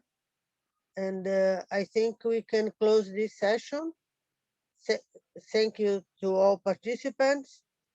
It was a pleasure to share this session and to have your presentations, and hope to see you soon. Thank you very much. Thank you. Thank you very much, Suani, for your moderation of the session. And thank you also to all speakers for their excellent presentation. And it's extremely interesting, also new ideas and opportunities for liquid biofuels being used in urban areas. Well, I would like to take this opportunity to remind all participants that all the PowerPoint presentation that were presented yesterday, today, and that will be presented afterwards, today and tomorrow, will be available on the GBEP website. Well, actually, the presentation that were given yesterday are already available on the website. So please feel free to go there and check what the presentation that you are most interested in. Now we open for the next session. The next session is a very particular session because it's focused on the increasing role of youth in the GBEP activities, and in particular connected to the launch of the GBEP Youth Award. I would like to give the floor to Constance Miller. She's program officer at the GBEP Secretariat, so that she could guide us through this session. Connie, over to you. Thanks very much, Michela, and welcome everybody to this session, which is going to be focused on youth and GBEP's, also specifically on GBEP's commitment to involving youth in our activities and in bioenergy in general. So I'm just going to share my screen. I have a brief presentation. So as I said, this session is specifically going to focus on GBEP's commitment to engaging youth in bioenergy. I hope you can all see me fine and hear me okay. So GBEP really is committed to improving the involvement of youth in all of our activities, and we're doing this in two specific ways. The first way is involving youth, which includes both school and university and students and young entrepreneurs in relevant capacity building initiatives that we carry out as part of the partnership. And we're also recognizing the important research and work of youth in the field of bioenergy. So we have a dedicated webpage for this on the GBEP website, where there are where we show the work or the research of youth on the GBEP sustainability indicators. And we also have the GBEP Youth Award, which was launched last year, and I'll be going into some more detail in that. I'd like to focus on some of the capacity building that we've been doing, and specifically our collaboration with YUNGA, which is the Youth and United Nations Global Alliance. So we've been collaborating with YUNGA this year to develop educational materials for youth, and it's the Energy Challenge Badge. And this year in 2021, we'll be launching the Bioenergy supplement to this Energy Challenge Badge, which has been developed by GBEP in collaboration with FAO. So the Bioenergy supplement, what is YUNGA and what are the challenge badges? Well, as part of the Energy Challenge badges are used for children aged between 5 and 16, and as part of the Energy Challenge badge, youth can now learn specifically about bioenergy. So how we produce and use it, how we can make sure it's sustainable, and how it links with other energy options. The supplement can then be used to create either a formal or an informal tailored curriculum on energy and bioenergy within schools and other youth activities. So the aim of the challenge badges is actually to enact behavior change. So getting youth thinking about the different types of energy that they use, how they can be more responsible in energy use, and how they can think about using renewable energy as well. Not just themselves, but also by soliciting change at the government level or even the international level with advocacy activities. So the supplement includes a last section which is called Take Action, and this gives suggestions for people at every level. So as I said, both policymakers and young people, what they can do to make changes to the way that they produce and use energy. To complete the badge, the youth must complete some dedicated activities to get them thinking and acting on some subjects related to bioenergy. So just to give you an idea about some of these these activities. Obviously, the badge is dedicated to children from ages 5 up to youth of age 16. So there's a lot of wide range of activities that they can choose from. So for example, my daily energy needs would be investigating the things that they do each day that require energy.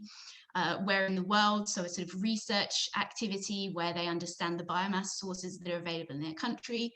Or we suggest maybe they would go on a field visit to visit a local energy plant and find out a little bit more about that. So now that I've talked a little bit about our capacity building initiatives that we carry out with youth, I'm now going to talk a little bit about the Youth Award. So the Youth Award was launched last year. It was obviously supposed to be last year with the GBEP Bioenergy Week, but with COVID, it's also been postponed. So 2020, 2021.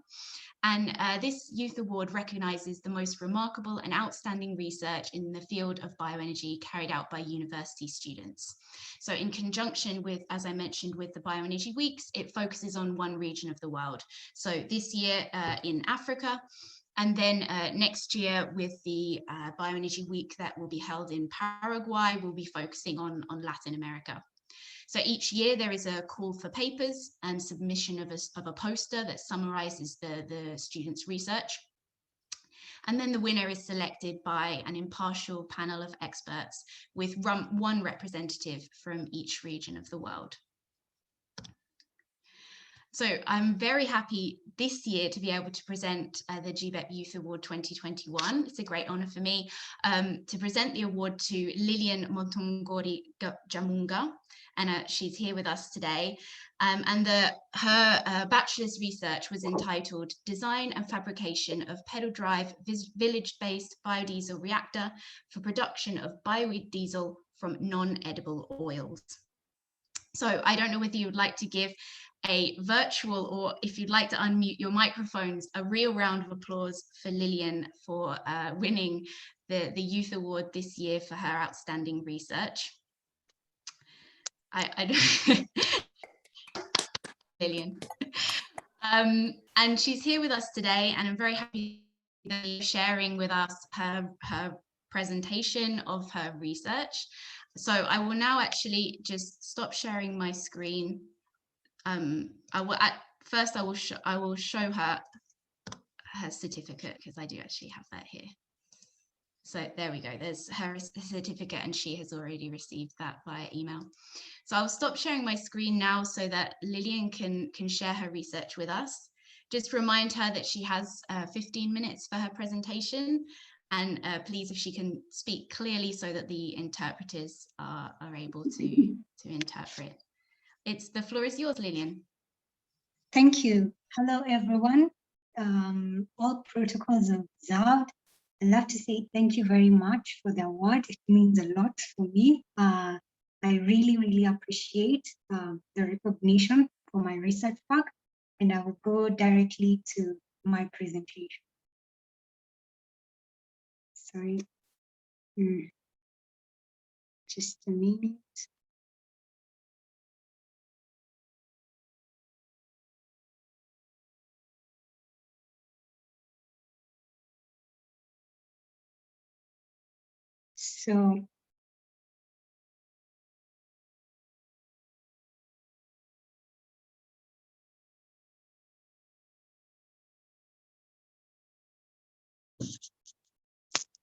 So for my presentation, it's a mechanical driven biodiesel reactor. It's a village level reactor for production of biodiesel from non-edible oils. In this point, we are producing biodiesel from yellow oleander, which is domestically or easily available here in Kenya. The project is by me and the supervisor and my project partner. So in the early 2000s, almost a quarter of the middle-aged population in Nyanza province in Western Kenya succumbed to AIDS, leaving orphans in the care of their grandmothers, older women caregivers. These women who farm often have severe health issues caused primarily by malnutrition and are challenged to grow enough produce to feed their families due to crop failures caused by droughts. Many of them practice tailoring as a source of income. And this is not always enough for their needs. Their sewing machines are treadle operated, and being able to use the same sewing machine in driving the reactor would be effective and relevant to their skills. So this project is part of an ongoing program for the Matangwe Community Health Center based in Bondo, Kenya, which involves the production of biodiesel through the batch process under the mission fueling older women caregivers for better health. There are different processes involved during the biodiesel production, and the biodiesel reactor is just a part of it. This project focuses specifically on the design and the fabrication of the biodiesel reactor. The reactor uses power from a treadle sewing machine to run a turbine stirrer in mixing yellow oleander oil with esters in esterification to produce biodiesel. Yellow oleander is the crop, or rather the plant, that is easily available in Bondo. So the following methods are used in collecting data, computing, evaluating, and analyzing the data, and finally fabricating the reactor.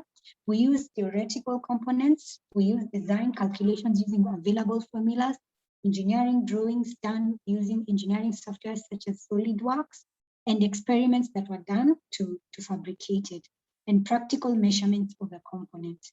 So for the biodiesel reactor design, it consists of the power transmission, the drive system, the vessel, the agitator, the outlet, and important considerations in the designing. And these are the important considerations while designing it.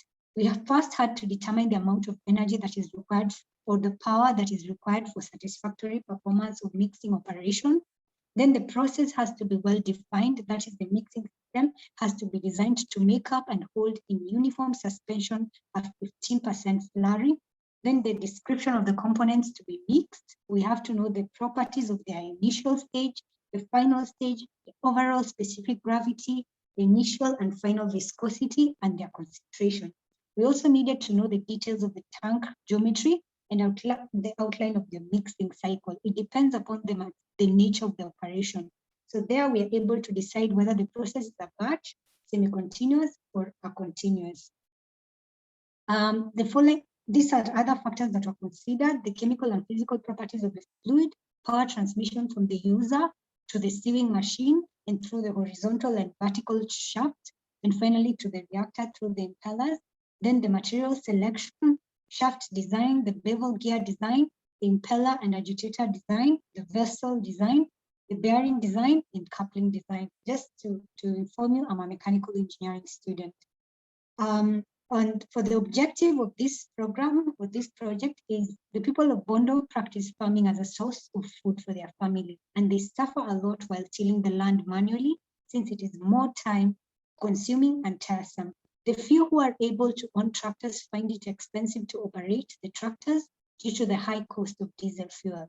There has been unemployment, low income per capita, higher costs incurred on imported fuel used in farming locomotives, as well as the development of the Bondo area.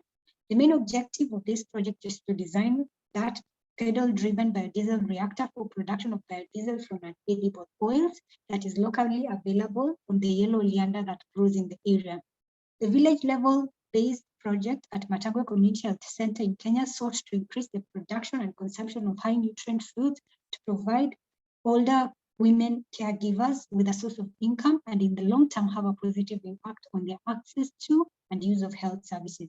So the project, the reactor will use minimum power requirement, achieve efficient mixing in optimum time, have the best possible economy by use of biodiesel, and the equipment to have minimum maintenance, durable and trouble-free operation to achieve compactness. So these are the results and the discussion. We have the parameter on the diameter and the length of the tank, and these were the processes that were used to fabricate: cutting, grinding, welding, and fitting.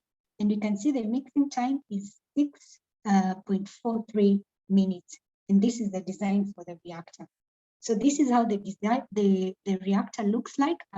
This is the CAD drawing with at all angles.